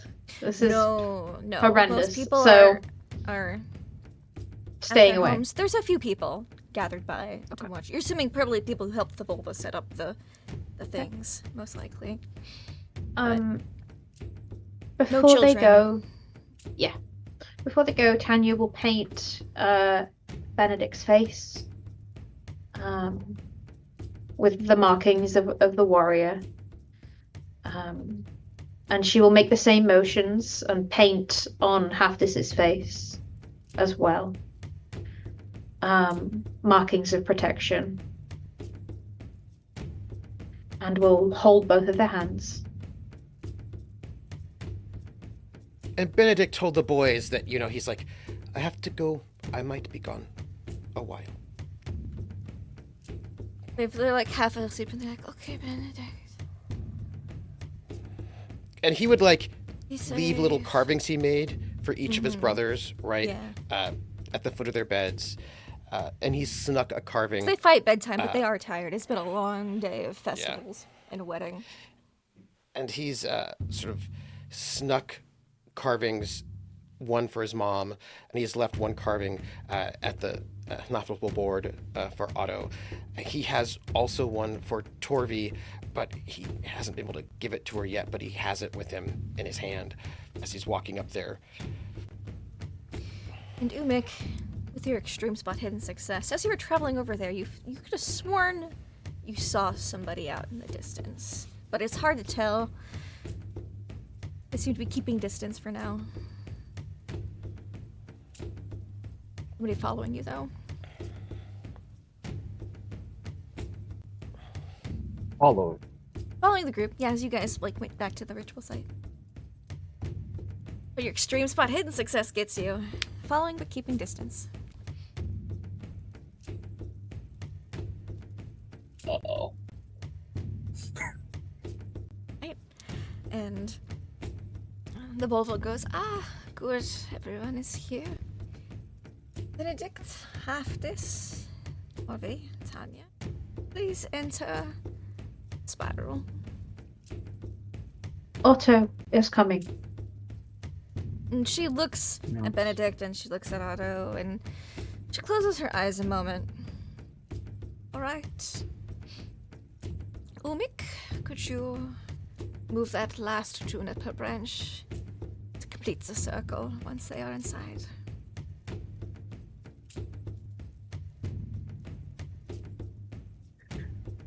And Benedict doesn't go inside the circle yet because there's people here. There's some big burly dudes from the town over there to help. It's all it's all very real now, and there's a lot of entrails on that loom. It's looking a little creepy for him. To be fair, none of the entrails are on the loom yet. Oh, that's great. She's taken into consideration who the sacrifice is and decided to not string up the loom yet. Okay. Because that would wig you out a lot more. It probably would. Yeah. So they're laid out ready to be woven, but the weaving has not been done yet. And he doesn't step inside the circle yet, and he goes, Mistress Völva, what do I have to do? Are there steps I have to make, or songs to sing, or dances to do? There is a chant that your mother, Torvi, Haftis, and myself will be doing while we perform the ritual. And I will put that in our Discord for you. It's a little verse. It's a little edited version of the Valkyrie song. Oh. I think with the paintings actually appearing in kind of ethereal fashion on Haftis's face, and holding her mother's hand, I know there's this motion of touch between the two of them now that they can see each other, and if I have to spend magic points on this, I will. But I want my mother to actually feel this touch. Give me as a I then power check with a bonus die. So just roll power check and then click the bonus button. Right. There's a power bonus. 7. 65 is better. We'll take the 65. Yes. Spend 5 magic points, please. 5 magic points, and I want a little bit of warmth to linger, a little bit of that lost humanity, if you will. It's like a little tingle. So as when well. Yeah. I let go of Tanya's hands, there's just this hint, slightly sticky like spider webs, just lingering behind as I then go to Benedict's side, and I will remain with him the whole time. Torvi? Yes, Benedict? And it's this awkward thing because he's not stepping in the circle yet because he doesn't know what all that means, but he kind of wants to tell you something, but everybody's here, so it's super awkward, right? Like, he hasn't had a chance to talk to you privately at all, and he clearly wants to tell you something, but it's all very public, and he gets very shy in public. I think Torvi, you know, she knows Benedict enough, and she'll sort of like angle her body so she's body blocking everybody else, so at least he's got that like illusion that it's just them talking, because she's big enough to do that. And he sort of steps up. Is it okay if I whisper in your ear? She'll like lean down a little bit. And he will put something in your hand. I made this for you. And you can see the tears are beginning to form, but he's trying to like be strong about it. Otto is the best man I've ever known. And he will be a very good father. So, and then he realized he doesn't know what to say anymore at this point, right? Because you could tell that he would plan his speech, right? He was like, he had a speech, and then he just kind of trails off because he doesn't know what else to say. Torvi will clasp both of Benedict's hands and she'll squeeze them tight, and she'll say, "I know. I'll look after him for you, and I can't wait to hear your stories when we meet again." Thank you. You were the first person who believed me about Haftis, so thank you. Because it's hard when no one believes you. Then sometimes you think maybe you're wrong about things, and you're seeing things and nothing is real. But when you saw her too, I knew that it was real, and I wasn't just a silly boy. So you helped me when no one else believed me, so thank you for that. And she'll like lightly kiss the top of his head and say, "We're not that different, Benedict." No. Thank you. Do you like bugs too? Well, maybe not that. And then she'll have a little chuckle, and you more feel the chuckle more than hear it. But she'll say, "This is the bravest thing anyone has ever done." Thank you. You're making us all so proud. Thank you. Okay. And then he's... Are you ready? Holding Haftis's hand. And he looks back at his mom and Otto squeezing Haftis's hand. And he kind of looks out and sees like the villagers, and then he immediately looks at Umik, who's there. And Umik is so scary. But Umik is standing between him and the villagers, so that makes him feel a little bit safer. Guess he steps inside the spiral. Tanya will step in as well. What do we call it? Before Torvi steps in, she wants to look at what Benedict just gave her. It's a carving of a bear, but a baby bear. Oh. He tried to make it as, like, cute and, like, you'll be a good mom bear possible. She's in a gonna way that a 15-year-old can do. You know, she's gonna tuck it into her dress, close to like where her heart is, and step inside. And by the way, it's like a sleeping bear because it's like he doesn't make things that look baby bear cubs. yeah Cuddly and round. Yeah, cuddly and round. It's a little cuddly round, so it's like there's no pointy bits, you know. And it's he doesn't like scary bears, but he likes And Otto, you step in as well? He will. He'll follow, sort of step through. He'll squeeze Benedict on the shoulder lightly. But then we'll stand straight and sort of steel himself a bit. And Umik, do you do as requested and move the juniper branch to close the circle?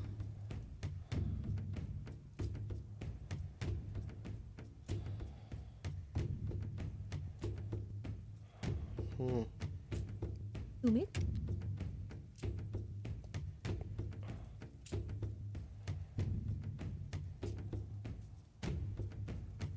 Oh, are you there? Hello? Do we hear you? Yeah. He's thinking about it. He is Oops, having very a- hesitant. So reluctant. Conniption of consciousness. He is very, very just. I think Tanya, knowing hesitant. that her son and daughter have made a choice, will just look at Umik and just give him a tiny nod. Just With the nod, like he's just kind of like standing there, and then with Tanya's nod, finally resigned, puts this down. You move it into place, and with the spiral unclosed with a ring of juniper smoke, the smoke now has a slight shimmer to it. Tanya will bring out the little sort of blackened bottle and kind of look at the Völva. Is it okay to give this now? All right. And she'll go over to her son.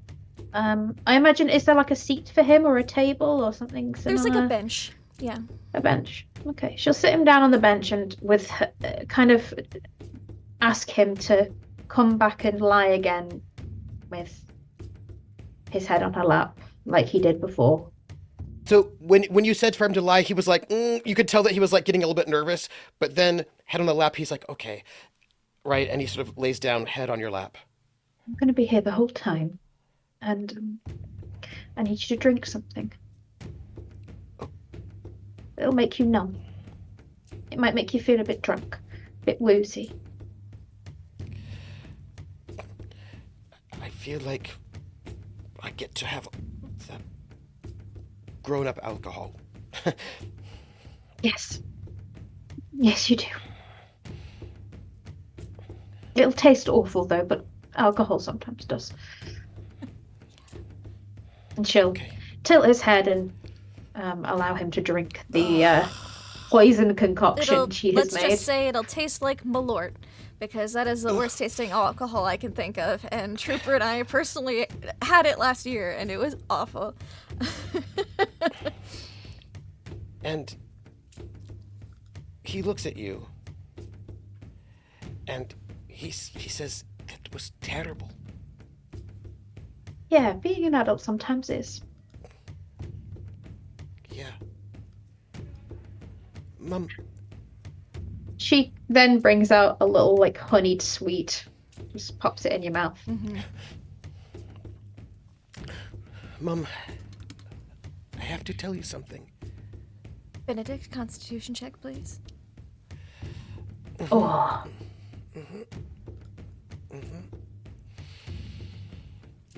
I lost my character sheet in the drama. I got all scared. Okay. Before you say something, before you have something to say, you know, I feel like that was a perfect moment to ask for a cut. Yeah. Just barely a success. Okay. Well, Failure probably would have been better, but you didn't hard or extreme success it, so you don't fight it off. You're stable. You start to feel a little bit of that wooziness come in, but you're okay. Everything kind of feels funny. Got that numb feeling starting to go. Mama, Yes. I love you more than you can know. And I'm doing the right thing, and Mama,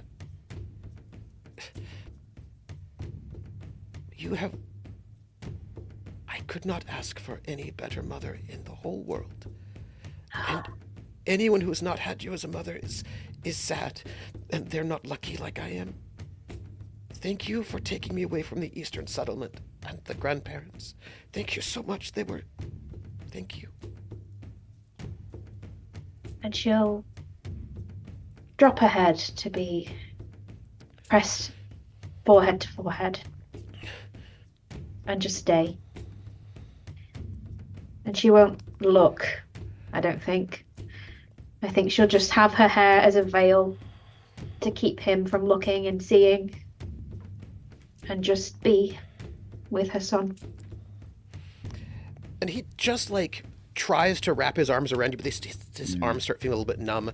He gets as best as he can, and he starts to whisper a little story that you once told him when he was really the earliest story that he could remember, and it's probably from when he was around 3 or 4. And he doesn't have all the bits right, but he tells you the story back, and it's maybe half for you, half for him. But I think he just wants to hear the breath going through his lungs as he can. And near the end, he just says, "I'm scared." Don't be scared. Just go to sleep and dream beautiful dreams. Okay. We're right here, me and Haftis. Just She'll sleep. stay with you. Squeezes your other hand. And you might catch a little glimpse through the hair. The Yeah. smile. Haftis, keep her safe. Keep Mum safe. You see her nod. Warm eyes.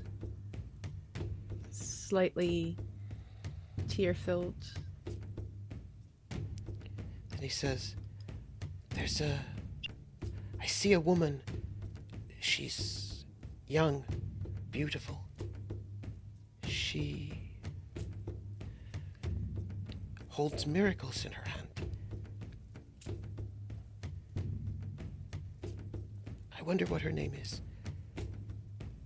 And as you say that, Benedict, things start to get a little more woozy, and you start kind of nodding off.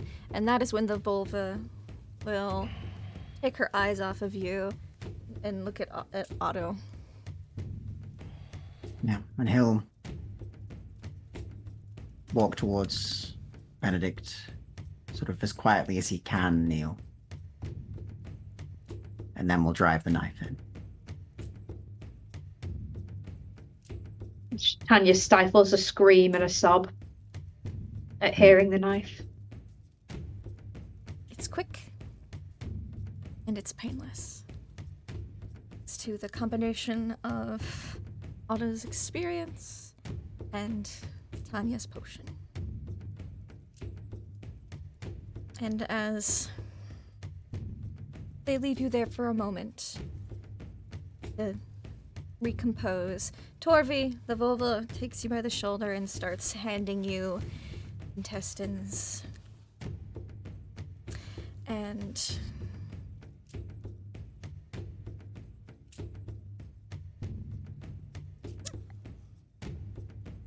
see, she starts threading the warp first. She's got the beluga intestines and the muskox, says those are the longest, and they will be able to make a better warp. Fun fact, the intestines of a whale, or a beluga whale, are 85 feet long, and the muskox is 130 feet. So you got lots of warp to work with. And you're using the food jars and the drink jars as warp weights. to help keep things taut. And then starts with the geese, 8 feet long each, enough to get a few passes through. It's a loose weave. It's nothing tight. You're not going to make a blanket out of this, but it is a ritual.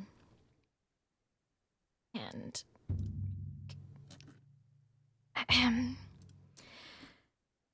then, having that taken a few minutes, we'll turn to Tanya and say, please, Chu begins a chant.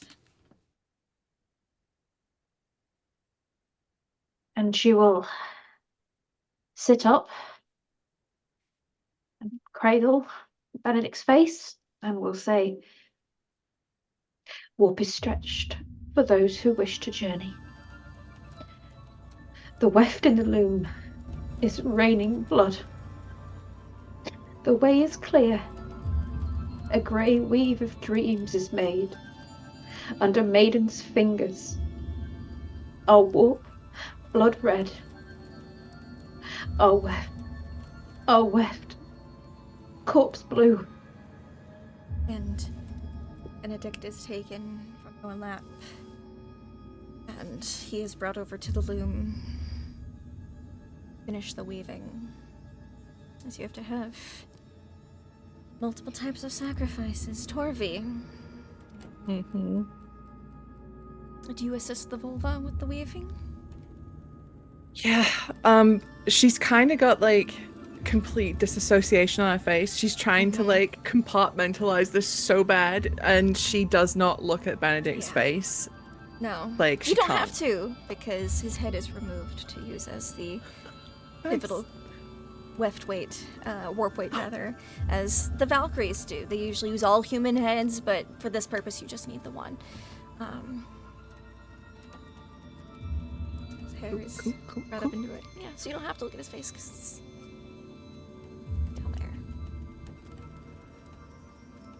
Yeah, great. Could you read the second verse of the ritual? Yeah. As you're weaving in, you begin to weave in Benedict.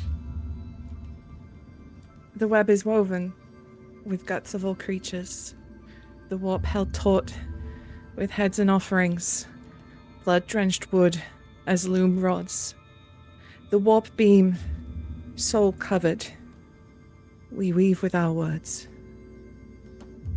And Benedict is added to the loom. Have this. It's your turn. You have to weave the final thing into the loom. Oh, can I also get power checks from Tanya and Torvi with a bonus die as well? Ooh.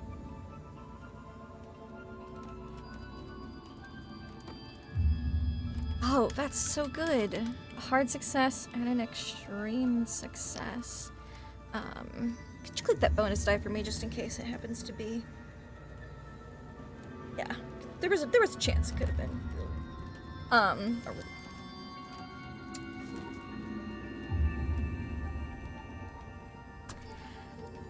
Haftis, it is your turn. You are muted.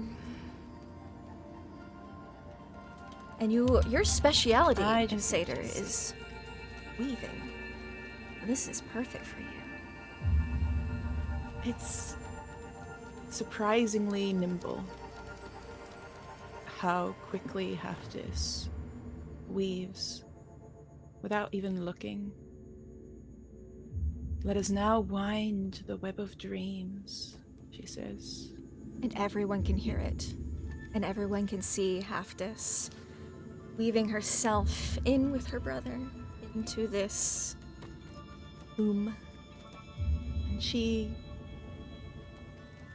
takes the wool, melts into the loom as on her face another eye opens, and another, and another. The young full have made it. Let us advance and cross over the bridge where our new lives are waiting there. And she is melded in. You see her glowing, her essence glowing in with the weave of entrails and intestines. And Pope, you see that figure that had been following you is now running towards the ritual circle.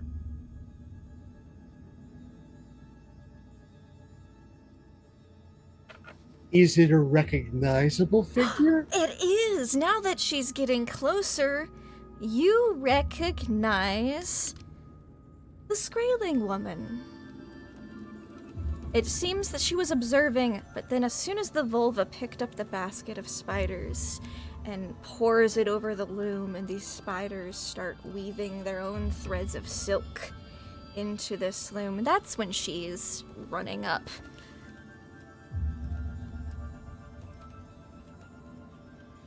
And, like, I'd like to actually make a roll here. Please do!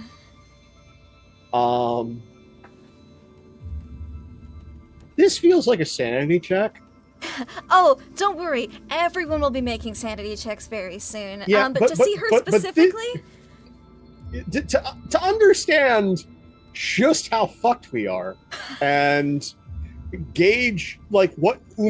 if Umik's reacting, or is he just in all the shock and frozen? That's fair. We can have everyone give me a sanity check. I'll have the Völva read out her verse while everyone rolls it up. Except you, Benedict, and Haftus. You guys don't have to worry about it. Why was it an extreme success? It's like you don't even care that my boy is dead. It's what having me as a sister does to you. Apparently I don't care that my boy's dead either. I'm holding it. I'm locked in. Oh my god. What the heck? I think that's called cope. You know what I mean? Like, you're just like, got it. That's it. Just. Yeah. That's it. Torvi, though. Oof. Torvi. Hey, Lindy, can I push that real quick? Oh, there's two things. No. You can't push a sanity check. Sanity. You can't push Can't luck push. checks. Fuck, never mind. You could spend luck. Actually, no, you can't spend luck on a sanity check. You're sorry. That's how it is. It's a lot for Torvi. Because what happens is as the Völva pours this basket full of spiders, and they start acting in a knot. They don't just scatter like spiders normally do when you dump a basket about. They start weaving their own webs. They go in and out through the pieces of entrails, and they're weaving fast. There are hundreds of them just contributing, and the Völva's eyes roll back and start to glow, and she just starts to hover off the ground for just a moment. There will be sanity loss, but your successes will determine it. She goes, lands will be ruled by new peoples who once inhabited outlying dreamlands. We pronounce a great god destined to rule. And as she's speaking, it's not her voice anymore.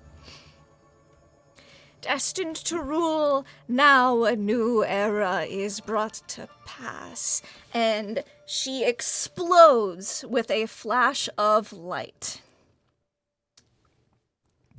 As Umik, the Skraeling woman, is running up, she's not close enough to do anything, but you do hear her yell, Namik!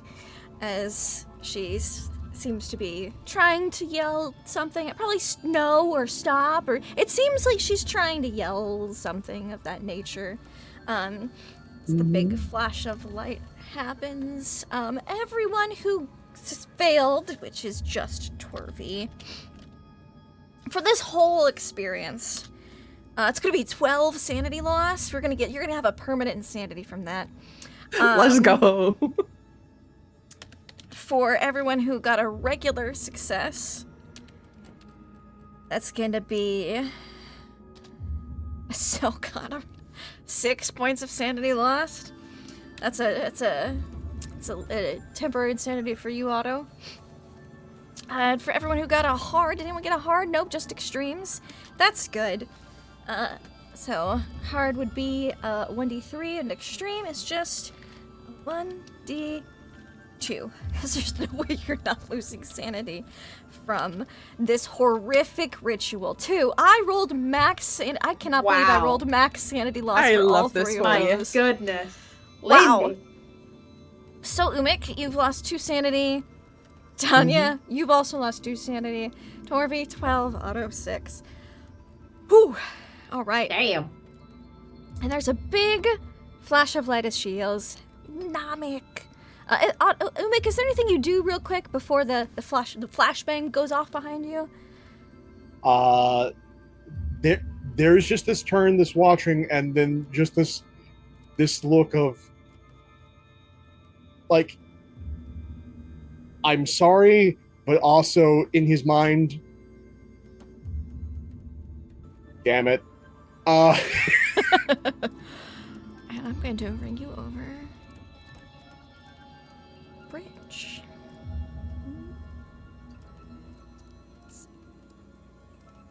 Oh, I didn't. No. We're in the tunnel from Willy Wonka. No. There we go. There's no earthly way of knowing. And you'll be in a world of pure evisceration. Yeah. Oh wow. Yep. So, and I can change the music as well. Where's my transition? There it is. The flash of light goes off. And everyone finds themselves floating in a space. Just multicolored rainbow lights. Like this tunnel! It's so crazy. And in this space,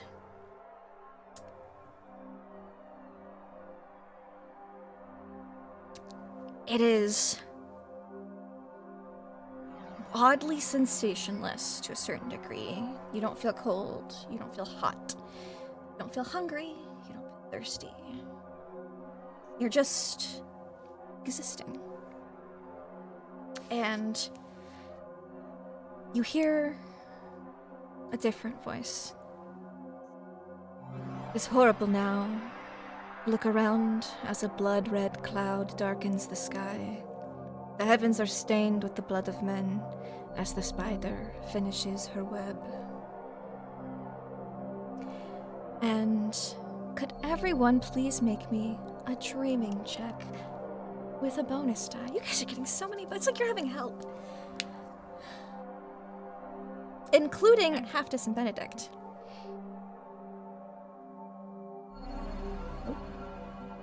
Doesn't work. It just.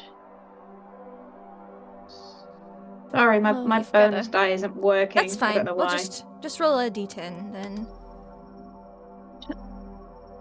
3, which would take it, I believe, to a Oops, looking at the wrong one. hard success.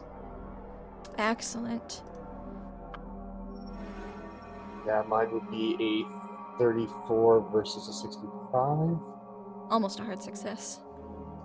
And despite the fact that I have a very, very low dreaming skill, with my bonus die, I do succeed. Oh, that's lovely. 22 versus 25. Meanwhile, opposite, right here. Ooh. How dramatically appropriate. Well, your bonus die is a 4, so you should succeed. Yeah, 45. All right.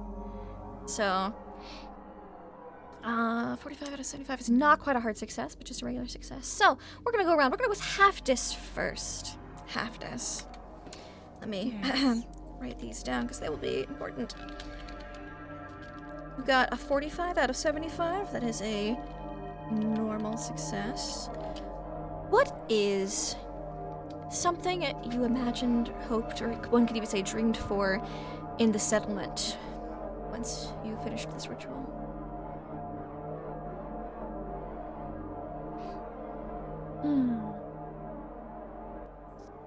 A beautiful, static scene of prosperity. Like a woven picture. With everyone being happy, but unmoving, unchanging. Frozen. Okay. Next up, Benedict. What did you get? You got just a regular success? regular success. Excellent. Same question goes to you. Is something that they imagine or you hope or imagine for in the settlement? Well, Each other, so to speak. it was that there would be all of the supplies have come from Norway, and also that everyone is there together and happy and smiling, and there is a boat that you can sail on and not have to hunt, but there's like sacks of grain. All of this food has come from the eastern, from the king, and everyone is smiling and proud, and it's not as cold anymore, and there's green grass and cows and grain, and everyone's there, and just like we said, everyone can see Haftus, and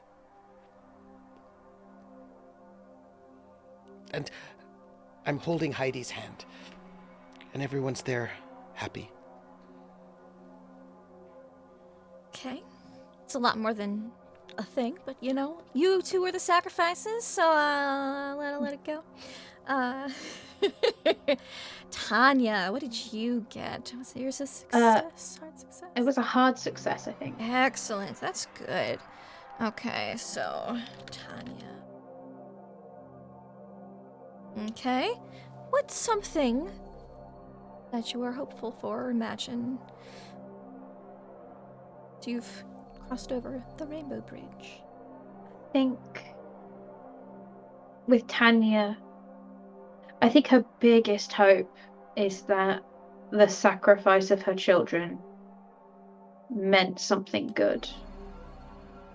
That she imagines her children to be, her living children to be tall, slightly pot-bellied men, well-fed and happy in a village that is, you know, prospering. That's what she hopes for. Wonderful. What about you, Umik? What did you get?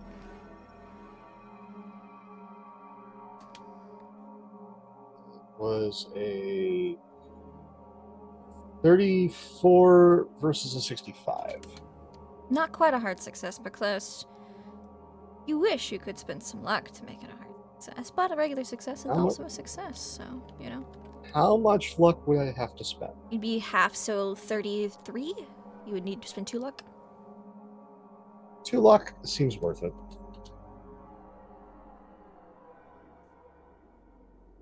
Okay. So what would Umik dream of?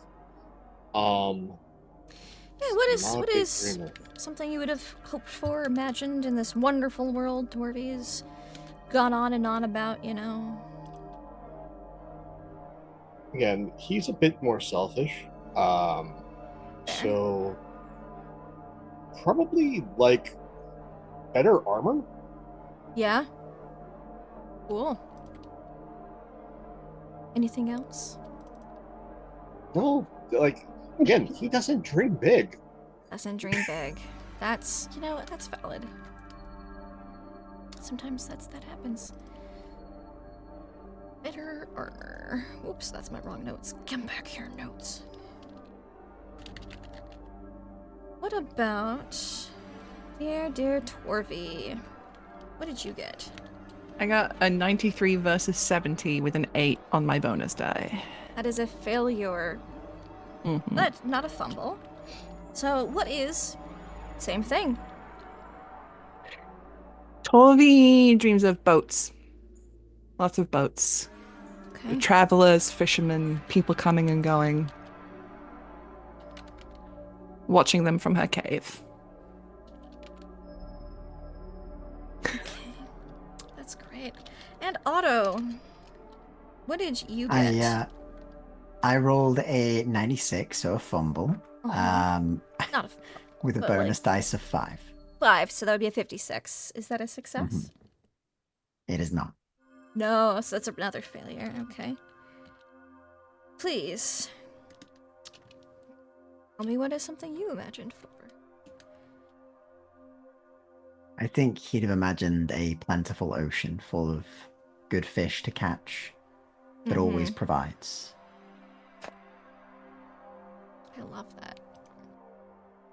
Nope, don't do that. Don't. Sorry. Just I was fighting my roll 20. Just, wonderful things, plentiful ocean, lots of fish to catch, just only good things, Okay. And you all slowly... You're not sure how long you're drifting in this space. It feels like forever and hardly any time at all.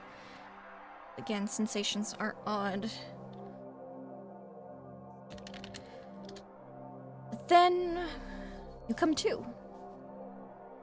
Everyone opens their eyes, and you're in your house.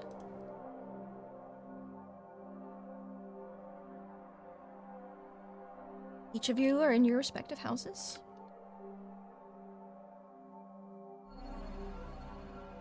And Benedict and Haftis are not there. But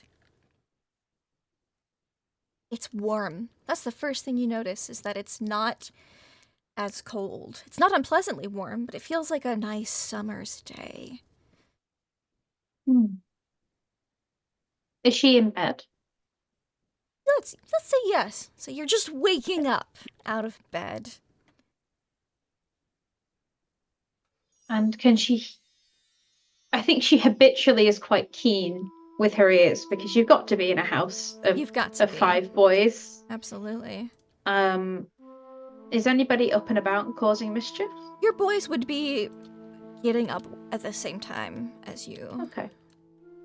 I think she breathes a sigh of perhaps relief before getting, at least sitting up and taking a look around.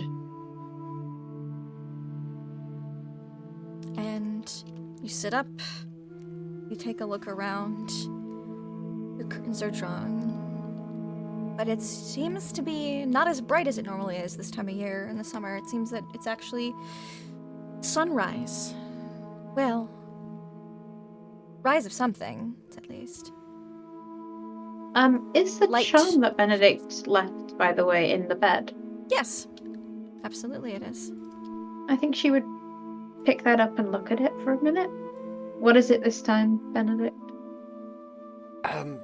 It is, so the mother goddess, yeah? It is a carving of the mother goddess, and with a rune of protection. And on the back and on the front, there's just like a heart, and right. So it is both this sort of sense of, I want to give you back, right? This protective goddess, but also it is you, right? Like, you are the protective goddess, and it is this sort of sense of, like, an expression of how you have always protected him, and he wants to acknowledge that and then give you that protection in return. But the protection is also still you, because for him, that is you. Like, you are everything that is protective. I think she'll hold it tightly, and she'll go and open the curtains and have a look outside.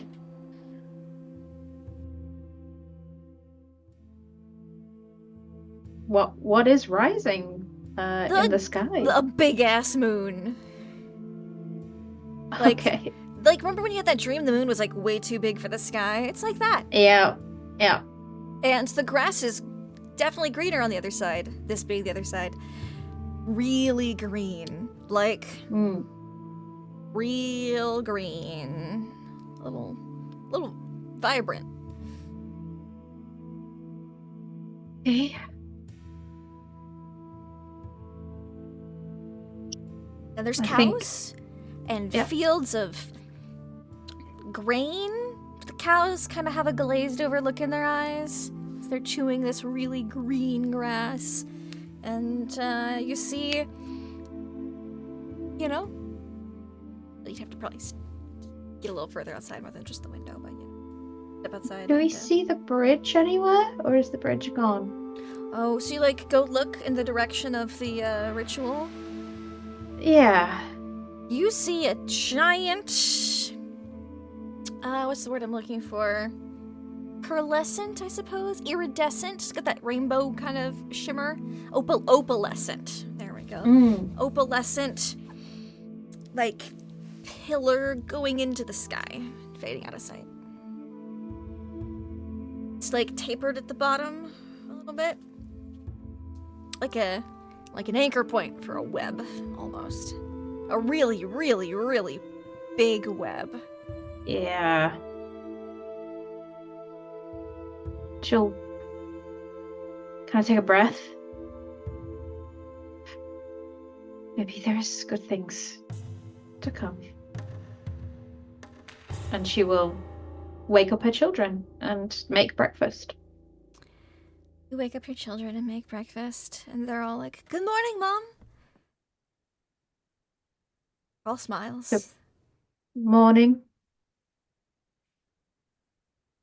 You're all very happy today. That's good. Yeah. That's good.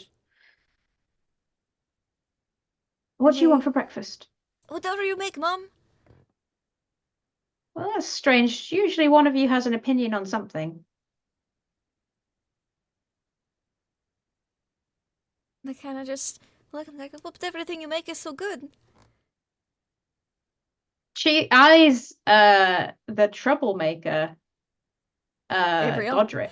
Godric. No, Godric. Gabriel's the nice. Gabriel's the shy one. Godric. It's Godric's, Godric. look at the pantry, goes, "I mean, there's a lot in here, so, I mean, bacon? I like bacon." Well, you know what? Everybody gets Your to choose what pantry they want. Is full. Overflowing. Okay. She will make a grand breakfast. Make a grand breakfast. Assuming probably more than, like, overly making more to, one, distract herself, and two, in case some of the neighbors come round, as they are wont to do. Mm-hmm.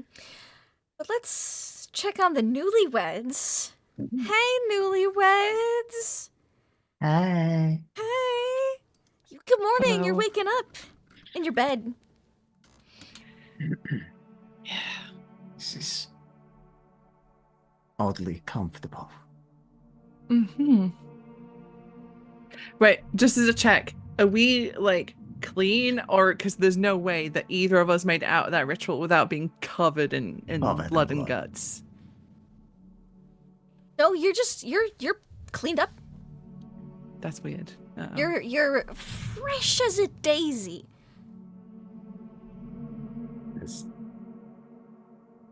How did we get here? Tavi's like looking at her hands and just like feeling, like, you know, just feeling her body, like her body and her arms, just to, I don't know. Did we do it? I think we did. It's warm, but why are we here? Why are we clean? What was that light? I don't know. I don't know what the Völva was saying. She turned into light. She exploded. I don't understand any of it. Was... None of it makes any sense to me. That's not how it... What is it? What is a god that uses spiders? I don't remember, right?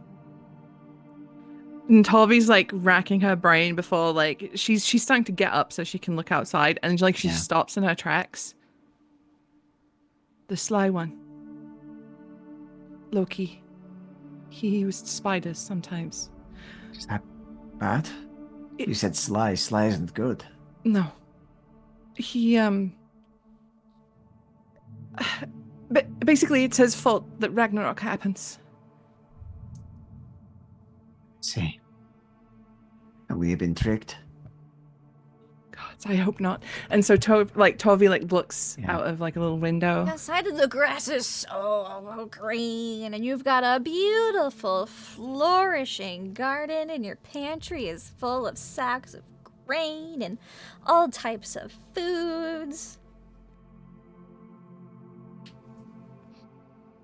She just looks confused as hell. None of this makes couple any of the cows sense. are outside, kind of glazed over looks in their faces, just chewing the cud. Cows. You've gotten a couple cows for your wedding. Oh, sick. All right, we've got cows. No Nice. cows. Worth it. What? Yeah, she just looks completely confused. And the moon The is season huge in the sky. Really big. The season wouldn't have changed so quickly. We must have slept a long time, or... Maybe this is Midgard. Maybe we were never in Midgard. Maybe. We should go and check on the others. Your brother, Tanya. Yes. Yep. Speaking of your brother, he wakes up cozy, snug as a bug in a rug in his bed. Okay. Am I in my armor or am I in my bedclothes? You're in your bedclothes. Everyone's pajamas, baby. Okay, I'm going Yeah. to get up. But you look to see where you would normally keep your armor, and it's a really nice set of armor. I will upgrade your armor after I take a look at the Dark Ages Cthulhu Handbook. It's a real nice set of armor.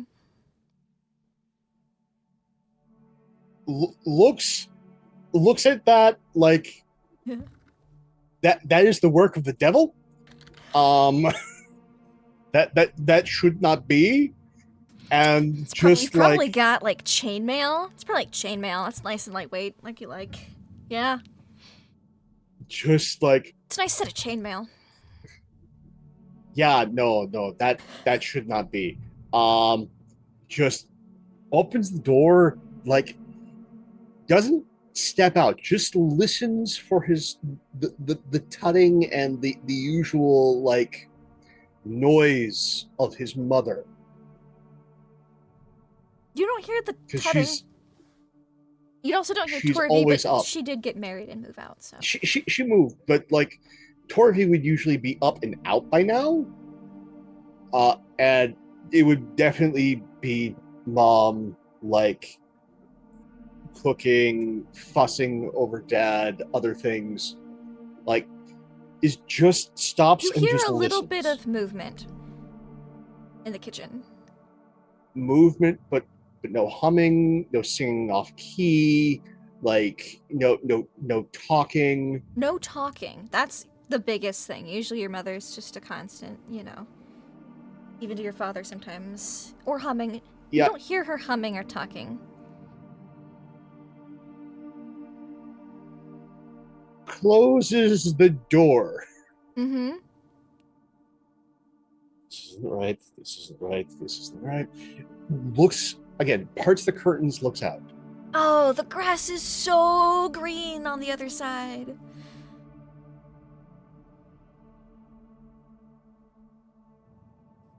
This doesn't match any description of hell when I was in school.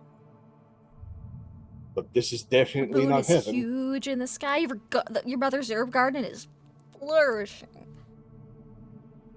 This is definitely not heaven because they make it seem so light. This doesn't sound like what Torvi would describe as Midgard.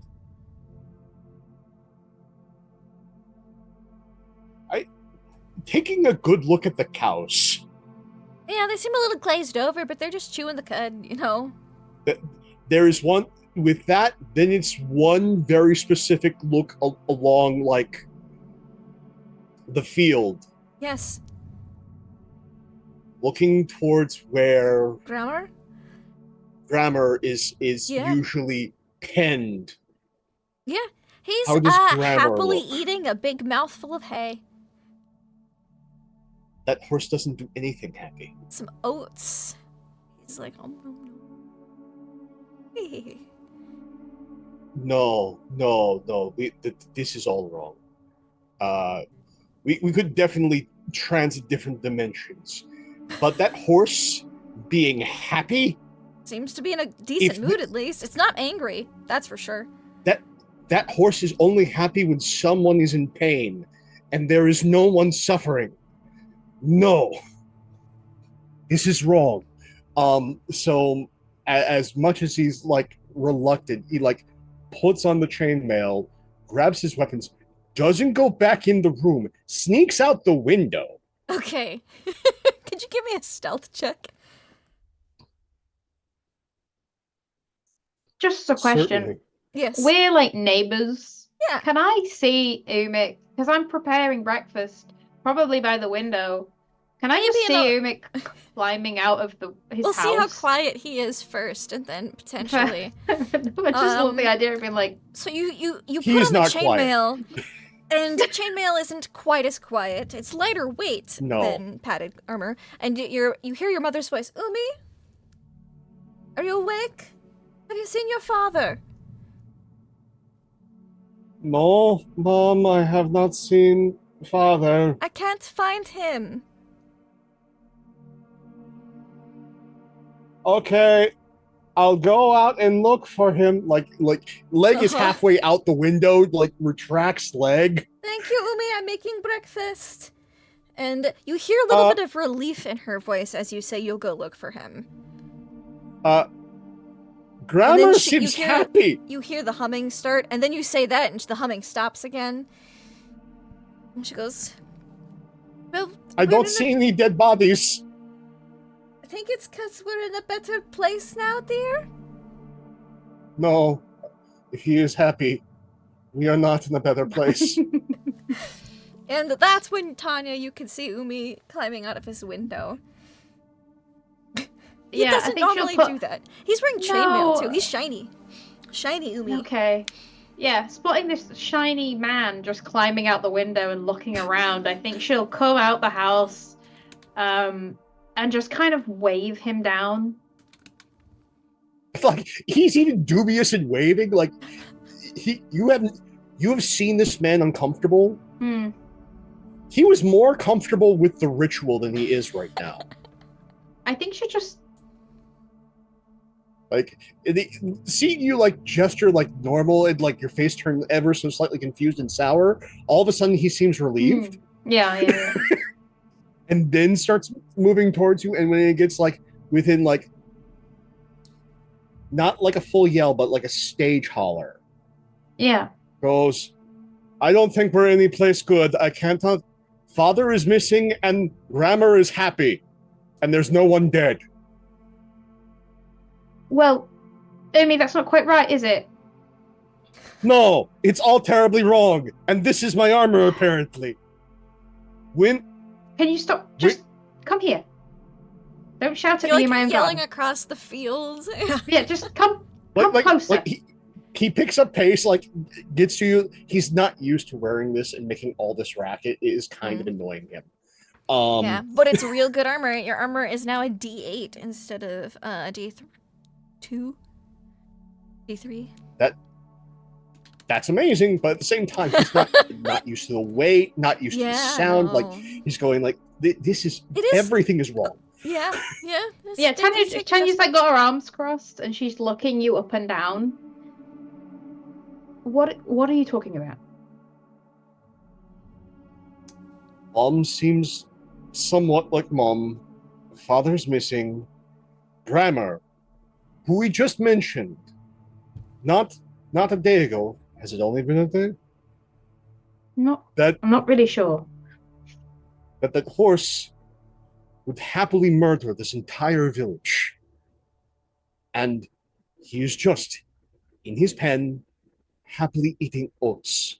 I don't know where the oats came from. I don't know why he's happy. But I know that wherever we are, it's wrong. This is not heaven. This is not hell. But this is definitely not any description of Torvi's Midgard. You know what? You might be right, but I've only just woke up. My boys are hungry. I have a full pantry. It's not miserable outside. The grass is green. You are glittering. We did this ritual to make things better. We wanted green grass. We wanted full bellies. We wanted warm skies. We have it. So you coming here immediately saying that this is wrong after my son died to bring this to us. How ungrateful. My father is still missing. Well, I'm sorry. I'm glad Go you and got find your what father. Maybe I'll go go. and speak to Torvi, but for the love of the gods, you know what? Just why can't we just enjoy this?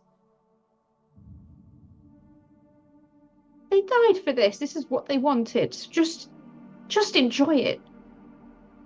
Just at least for the day. All right?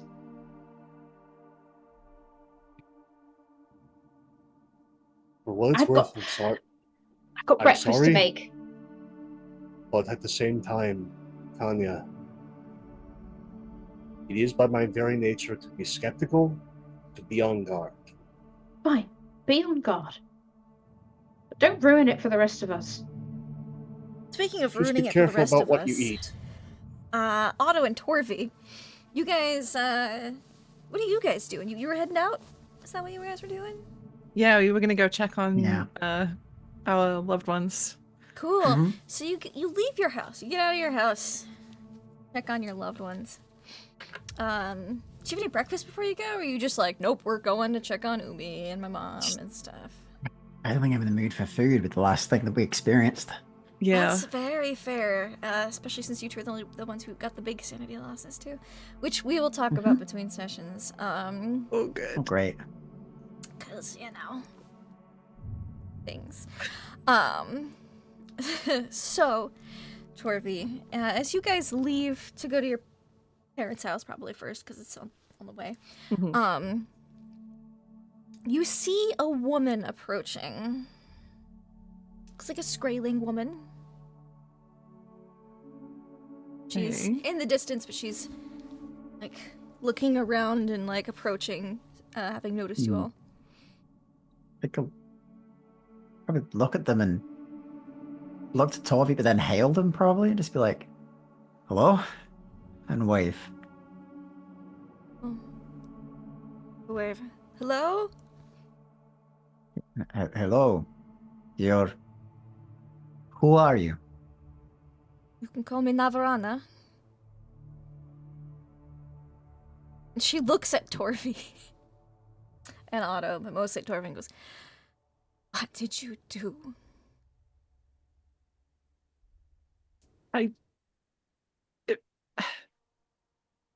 We called the Bifrost. What? The Bifrost, the bridge Called guarded by Heimdall. called Atlak Nacha. What? The web.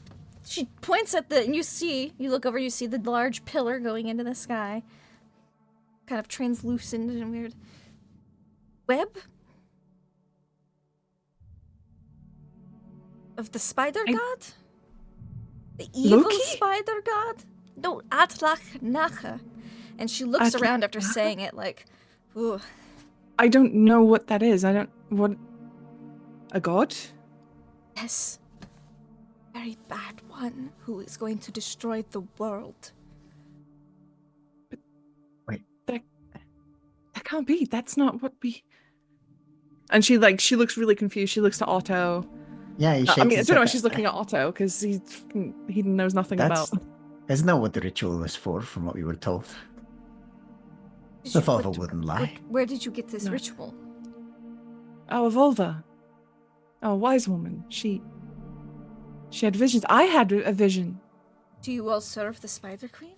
And I her don't hand goes to a knife at her Know who side. this is? No, I serve the Aesir and the Vanir. I serve the gods, but not. No spider god.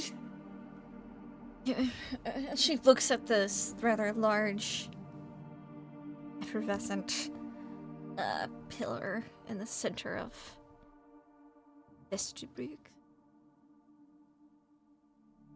This is not what it looks like. Are you saying that we have been misled? That we were convinced to summon something else? So it might seem.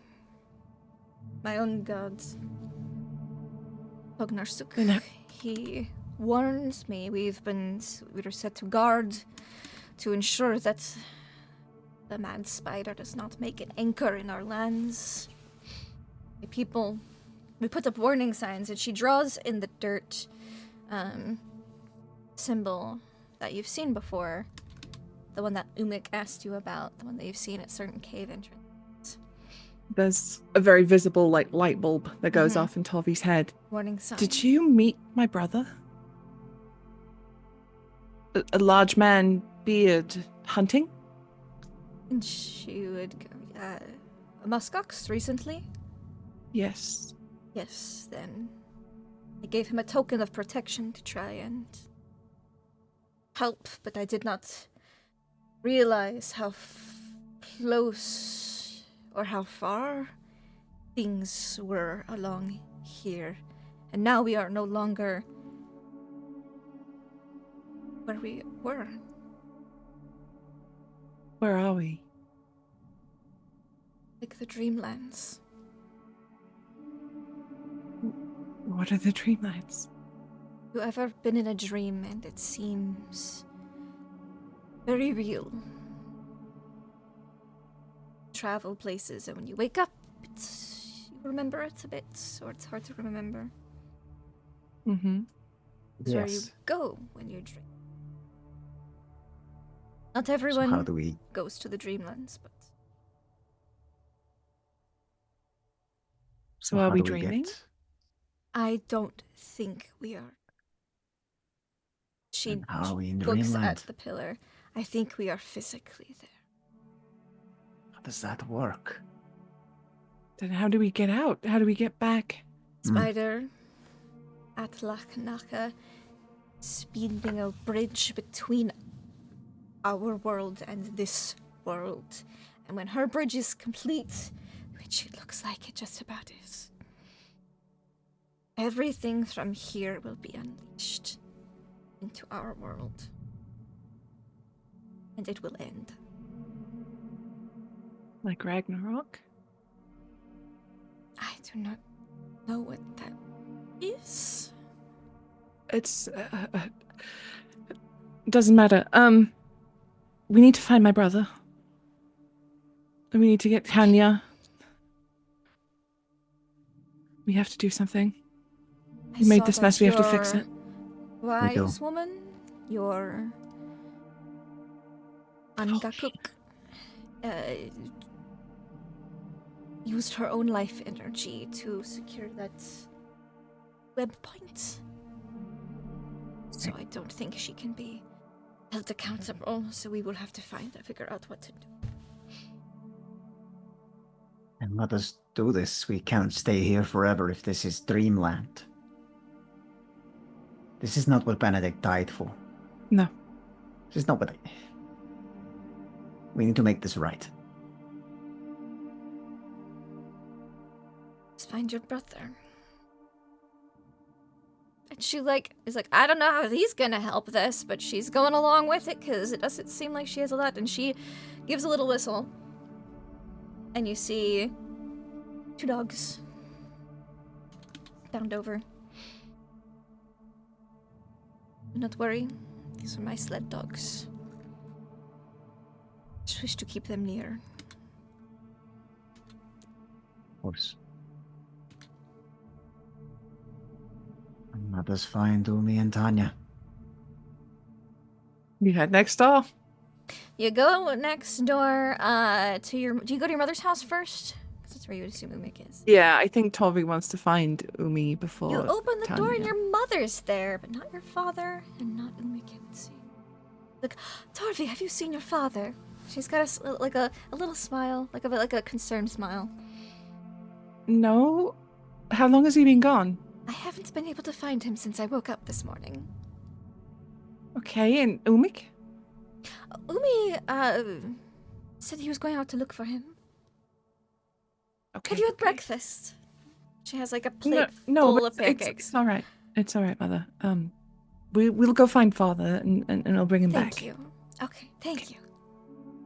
She gives a little relieved smile. Give her a little kiss on the cheek and then head off. And she notices this Skraeling woman and looks a bit surprised, but sees that you guys seem cool with it and keeps a polite smile on and closes the door. And go over to find Umik and Tanya, who you now see now that you're a little closer. Umik is talking with Tanya, and I think you seemingly just you Tanya's catch it just as Tanya's turned on a heel to go in the inside. house. Yeah, and as And she Tanya's doesn't look turning happy. No, unhappily turning her heel to go inside, Umik, you would see the Skraeling woman with your sister and your brother-in-law, and also a white ship sailing into port. Because you have some docks set up here, actually. Look at that. See a white ship sailing in. And that, my friends, is where we're going to call today's episode. Nice. Yay! Woohoo! All right, everybody. How fun was that? So, let's go around. Let's say who we are, where we can find you, and your favorite moments, your highlights from tonight's game. Let's start off with our boy of the hour, Benedict. How was today for you? I feel great. Had a hanging out. I'm Tripper SJP. And I'm just writing this super long text in our green room, describing the little carvings. And I just wanted to say, since you called me now, what it was that Otto got. Yes. So each one of these carvings is in some ways how Benedict sees the people who are important in his life. And for Otto, it's a carving of the hero, Frithiof, who was a seafaring hero and noble and, had a boat, and there was a love story, and he was sort of typified by loyalty and fidelity and basically one of those heroes that was actually very virtuous and noble and true. And then around the base of it, he carved 9 runes for the 9 Norse virtues: courage, truth, honor, fidelity, discipline, hospitality, industriousness, self-reliance, and perseverance. And it's all these things are these ways in which you're a little bit larger than life, and it's this sort of protective talisman or totem that sort of represents the ways that he sees Otto, right, as this hero with full of great virtue. So, right, and Ursula the baby bear for Torvi, and Frigg the mother goddess for his mother. And so I just would like to say I would like to thank every single one of my fellow players for gifting me that amazing moment. All of it. Everybody was so true and so wonderful, and it's just brilliant. I think my favorite thing, of course, would be that we know we're not in a bad place because our hell demon horses looking fine. That's trouble. You know it. Yeah, you can find me on my channel, Tripper SJP, Fridays at 7 p.m. Eastern. This Friday, we have our penultimate session of The Gamblers, our Traveler Pirates of Drynex campaign, where they're going to get their ship towed across space in jump space, and also on Sunday at 8 p.m. Eastern over at Other Doc's channel, where I'm playing Merlin, but also actually right now Vindlair, who is another name for Heimdall. Little mythic hanging out in those ways as well, just protecting the bridge from whatever this is. That's me. I love every single one of you. Thank you so much. Thank you. And our lady of the hour, the other half of Benedict, how was today for you? Can we? My love goes to your darling husband, because the main reason I'm here is because he is not. And I'm so fucking grateful. I'm so happy. I have not played streamed games in a while because real life came back after the fucking pandemic, and how dare it, but here it is. So I have not played these games in a while where everyone's just locked in and here to do the most emotional damage to each other. Troopers specifically, I should have known. I don't know why I forgot and how I forgot. I've played Call of Cthulhu games with you before, but when I run them, it's not as dramatic for some reason. and I don't know, again, how I forgot, but obviously you use all the daggers and more. And if there's no daggers, you make them up out of thin air. And what you did to Otto today is beautiful and horrifying. And I hope you feel ashamed and proud of yourself at the same time, because that was something else. Allison, I will never, ever be as immediately mollified and quiet, even if my own mother scolds me, as I am when you say a harsh or fast, strong word, even if it's not even fucking directed at me. And that's a skill. That's a skill.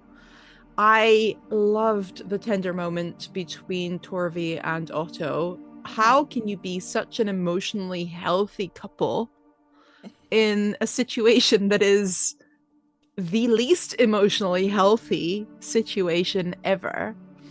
And of course, Pope, the steadfast rock in a stormy sea of fuckery. I have now cursed 5 times in one sentence, but there'll be more. It is a tough lot, but one you carry with all the gravitas that anyone can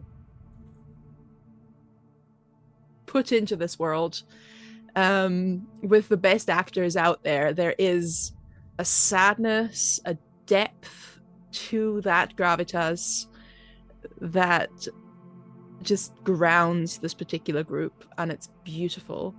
And Lindy, you're just having fun, and I respect that. It is pure jester, pure Loki, actually, given this particular setting. And I'm slightly scared and intrigued, and I'm so grateful, again, that I've been able to be part of this group. So, beautiful. Beautiful. I'm Lydia. I'm Halfhurst Hermit H8 Hermit. I don't know what I am these days. I'm a tour guide in Scotland, and if you want to come to Scotland, let me know. Otherwise, fuck off. Good tour guide. So that's it. Thank you. Next up, we have Sad Mom Power Hour. Tanya, how was tonight for you? Mate, I have cried for 3 hours. Thanks for asking. I have tear tracks where my makeup is. I've had to not actually break down a few times. It's been great. I've had a great time. I feel relaxed. Do you know? When you've had a good cry? When you've had a good cry, all the tension in your body's just left you. I'm so happy to have been able to gift you with that. I'm either going to sleep really well. Yeah, I'm either going to sleep really well or not at all. There's just going to be nothing in between. What a session. Thank you so much to everybody here at the table. Like you said, Lydia, everybody got really locked in, so it's easy to kind of... I don't want to be pretentious and be like, we're method acting, but you do feel the character. You step into the character's shoes, And for the 3 hours, I did actually grieve like I was killing my children, because I did. And that's a lot. And I hope everybody enjoyed watching the emotional turmoil. And yeah, no words. Favorite moment, hard to pick them out. Again, spent most of it in tears, which is a sign of a great session. So just my love to you all, and thank you so much for letting me be here. It's been great. Absolutely. Someone else who we let be here is Otto Ludvigsen. How was tonight for you? Yeah, I was allowed here, and I'm really happy that you've let me. Yeah. But yeah, no, it was wonderfully horrible. It's been an absolute emotional roller coaster. I've been feeling dread all the way through it. It's been brilliant. I love that. And yeah, genuinely, I mean, so many good moments. It's really hard to pick. Every single player had amazing amounts of scenes and moments in that. And I think everybody played just wonderfully together. And I'm going to miss the ever-living hell out of both you, Trooper, and Lydia, now that both of you have gone, because Benedict and Halfthis have been wonderful in this game. And there's so many moments in this where you all just especially you, Trooper, you were just grabbing our hearts and twisting it and kept going, and it was brutal. But I really enjoyed half this being there as almost the evil advisor in the background at times. That was very fun, sort of leading him back towards his own sacrifice. So yeah, no, What are you thank you, talking everybody. about? Yeah, definitely not. And I'm just yeah, I helping my mean, brother. Gaslight your boss. Woo. definitely. But Trooper, that drop of just, oh, I love you, Otto. You should be the one to kill me. God damn. I mean, it only makes sense, right? I mean, you know, because painful. we wouldn't want Mom to do it. I agree. I agree. But yeah, thank you, everybody. This has been wonderful. And Umik, you were a wonderful center of just calm throughout the episode and just considering. I didn't know what you were going to do at times. At one point, like we were going to go very off the rails and probably not make it to the next session. But yeah, wonderful. And as usual, Torvi has just been brilliant as well. It was really nice to have those scenes to actually just have a moment of calm and talk before horrible things happened. And Lindy, I mean, I love you, but also, goddamn. I just sat here for most of the session, honestly. That's the first right, 2 this hours, is- I was just sitting here doing this. It's the third one of these with you, and my God, you keep pulling my heart out. Thank you. You're welcome. You know, I do what I can. There we go. Thank you, Steve. And of course, Otto's wife, Torvi, how was today for you? Your Borat voice. Hitting it with the Otto's power. wife. Gotta get some laughter today, you know? Can't be all tears. Oh, good lord, man. This session had it all. We had child murder, we had exploding old women, and now Borat voices. We got it all. Holy. Fantastic pleased. session. This was everything I thought it would be, and a little bit more.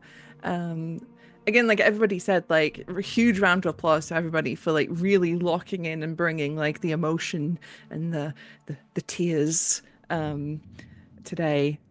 Trooper, you're evil. Just want you to know that. Thank you for that. Good job. And I will miss, beyond like the characters obviously, but I will miss the sheer shithousery from the comments backstage with Lydia and Trooper while we're playing the game. Because I just like to point out, at one point Lydia writes, didn't realize how fucking stupid you all were in the chat. There was more to that message. Listen, you got the life of your dreams. Everything is great. You have a full pantry. We gave you all the things a sacrifice was made for. And now you're like, don't like it. It's not feeling right. I don't. Listen, all we have to do is just submit to the White Wizard. Flavor of hardship in our life, or otherwise we won't believe it. So no, I mean, you know, I love our lovely view looking onto Isengard, Grima, there in the background, whispering away. That was my favorite scene, I think, when I'm Otto so much is prettier. Like, yes, yes, you are, but just as evil. When Otto was like this close to convincing Benedict, I feel like was this close, and then Halfdis is like, yeah, but listen, ignore him. He doesn't know. He doesn't know. It was so good. It was so... Your father would have done that. Yeah. So close, but then you're like, your father would have run. He's like, no, can't be like my dad. Sorry. No. Yep. Yeah, it was so beautiful. good. It was beautiful. So thank you, everybody. Can't wait till the next one. Thank you. Yeah, next time we're gonna be in this wonderful, dreamy place. Don't look at me like that, Pope. Pope, it's you. How was today for you? Okay, this is going to be a reference for all of you olds.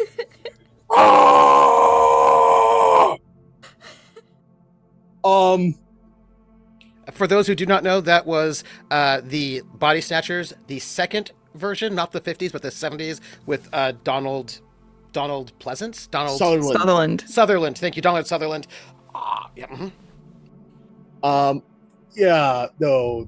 Today was amazing in all the terrible ways. First business and pleasure. Hey everybody, Pope here, Pope World Build over at Blue Sky and start playing games. If you want to see more of my silly face, you get an opportunity every Sunday over at Praxagor Thesmophoria, 8 p.m. For some Kovir with Love, a Witcher story where things are getting really, really weird. There's necromancy. Necromancy is really bad in Witcher. And elven politics. It's particularly nasty. Also, there's some love stories going on, possibly a murderous fan club. Come and join the shenaniganry. But also definitely be here on Wednesday where you get to see the dynamically opposed other half of this story with a bunch of individuals, half of whom are an excellent example of the worst example, and are your lighthearted departure from all of this. For now. As for, I'm looking forward to the sand loss for them. But yes, today was absolutely incredible. I'm going to go in reverse order from everybody else because I'm feeling contrary, much like Umik. And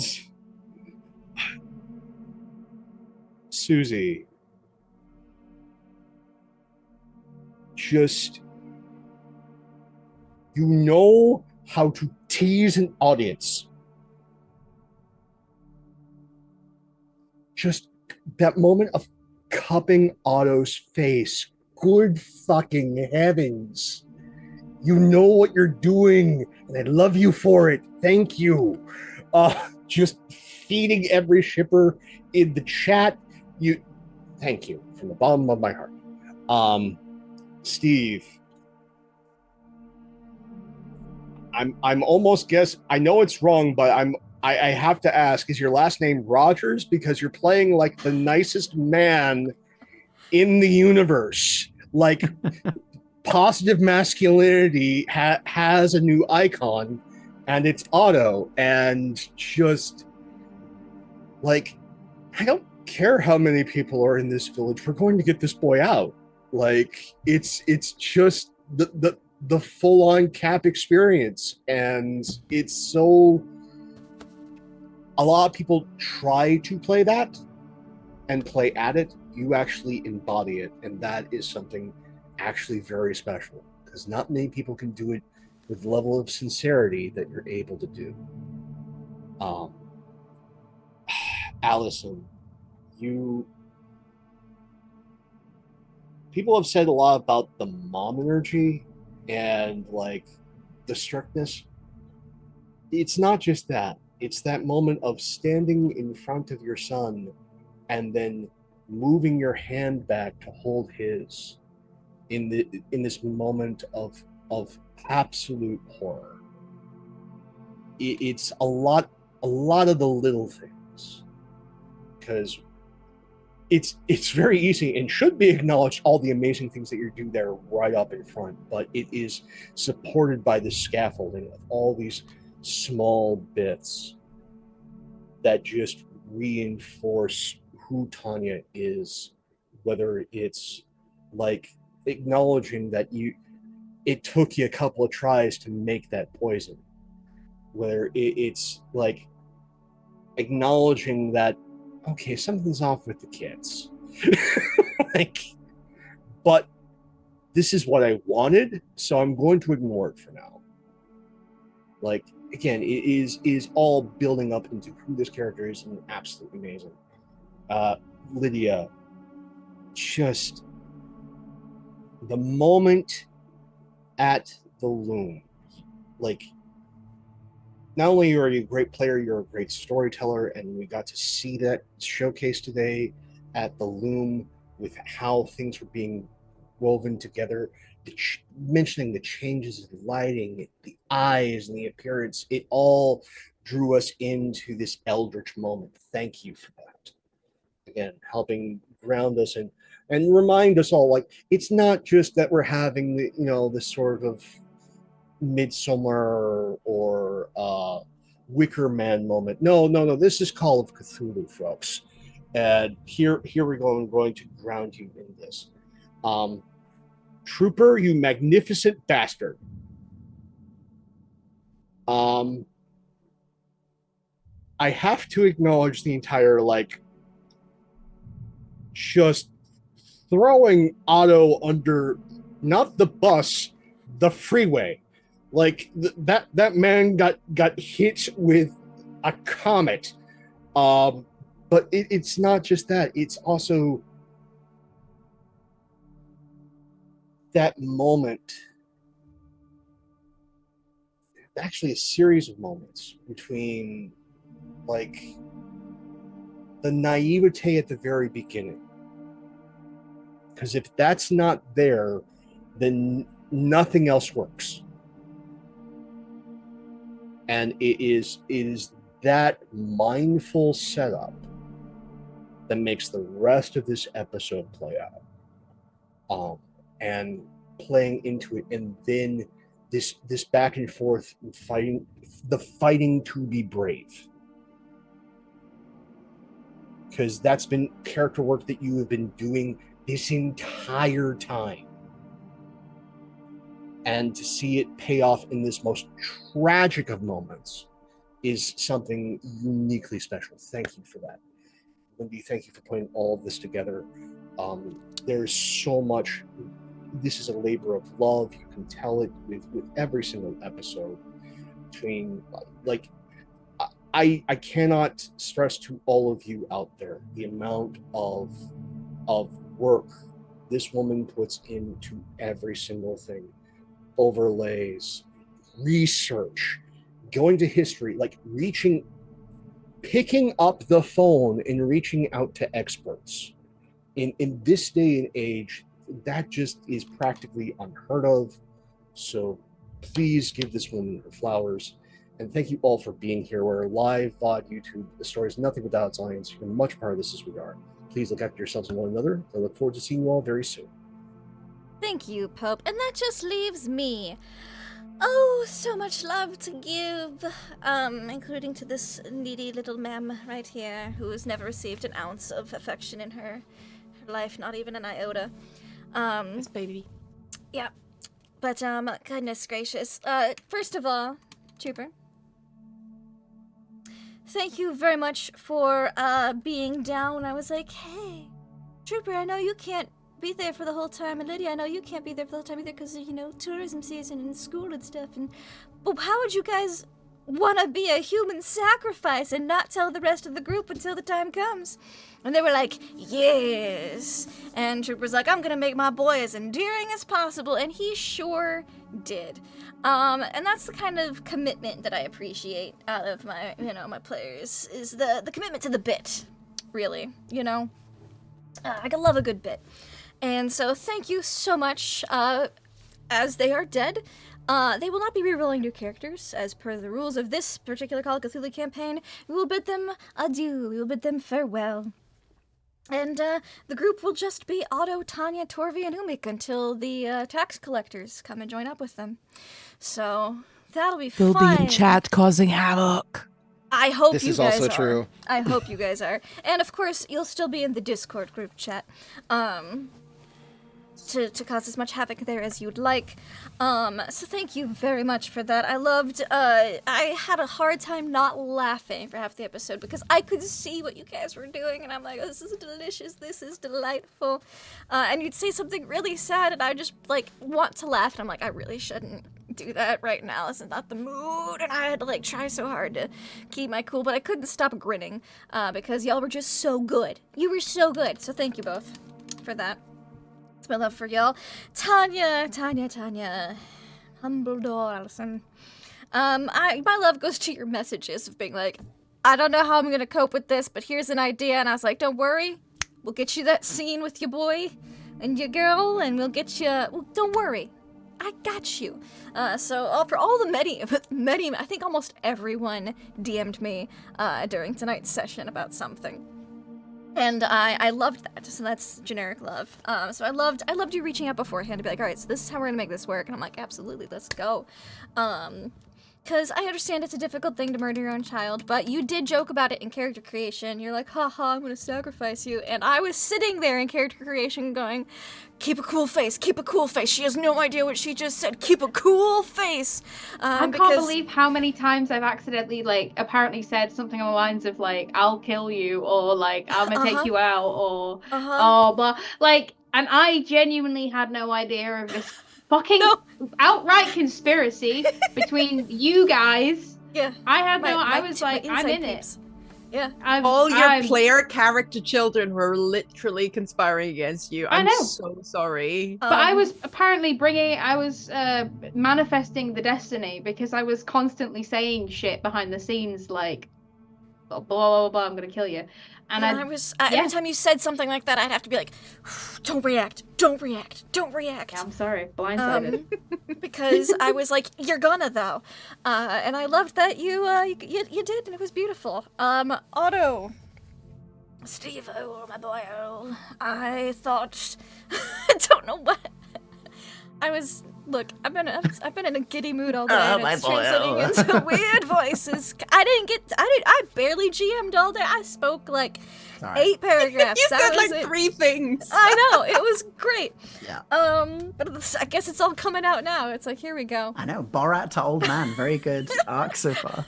It's an arc, all right. It's better than terrible transitions, we'll take them. It could be a lot worse. But, gosh, I just love how ready Otto was, like, well, I'm gonna pack up the boat. I'll be ready to go. And even DM'd me, you're like, I'm getting ready to... I was like, I see what you're doing. I know what you're doing. Don't worry. And I wasn't worried about it because I knew Trooper and Lydia were like, yeah, no, we won't, but we must die. And I knew it was gonna be a thing, so I knew it was gonna be great. The Grima Worm Tongue gifts in chat were also peak. Those were great. But Otto, I also loved how you're like, oh, I need to apologize to Torvi because I'm shipping it. I didn't expect it to come out episode 1 to be with like, well, we're getting married, and now I'm like, oh my gosh, I've got to ship so soon, and I think it'll be great, and I just loved again how healthy Otto is, because it's gonna be real good when other things come to light. So that'll be. I just love how wholesome he is right now. Yeah. He could only go down from here. And then Torvi, the scene with the looking into the bowl, having been by yourself, obviously crying while everyone else is around Benedict, but by yourself having a good cry going, I've looked for alternatives and I can't find any. That was such a good little moment. I loved it. It's just so good. And my gift for you was the woman you were like, you let her get away. Well, here she is. She tried to stop you guys, but oh no, she was too late. Oh no, she didn't stop the ritual. Oh, so sad. So that's my gift to you. Sad. Everyone's happy though. Do you know, when we're looking for my dad, we got to split up, and Otto and the Skraeling. Oh, Umik and the Skraeling. I still don't know why you're so upset. The ritual clearly worked. It's a happy world for everyone. Yeah. You all contributed to building it here with your dreaming successes. Everyone's happy. Everyone's happy because multiple people dreamt about it. Everyone's happy. So, isn't that great? There's so much food, and just the world's gonna end because of it. But I wouldn't worry about it. It's gonna be fine. So that's my love for you. I just thought it was great that you were like, I couldn't find any alternatives, and it was so sad, and it was so great, and I just made me smile so much. And then Umik, Pope, I thought I broke you for a minute there, and I was like, Pope, you good? Because you were like, whew, look at you had the stare going, the 5,000 yard stare, and it was beautiful. And you had such marvelous expressions, and I love that I gave you armor because that's what you dreamt about, and then you were all weirded out by it. But that's your armor now. It's so good. Give you everything you asked for, and I loved how you hate it so much. Don't worry. Maybe, but you know what they say about the grass is always greener on the other side? It is! Here, look at it. Just look at how green this grass is. And now the overlay might make a little more sense, or the intro. I hope it makes a little more sense for you now. Yeah, I think I might need to update it with some English words, perhaps.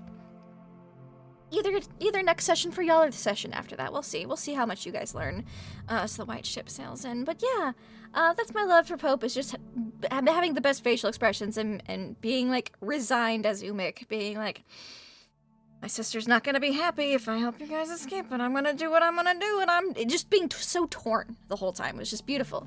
Mwah, I loved it. And then, yeah, that's just me. You can find us here.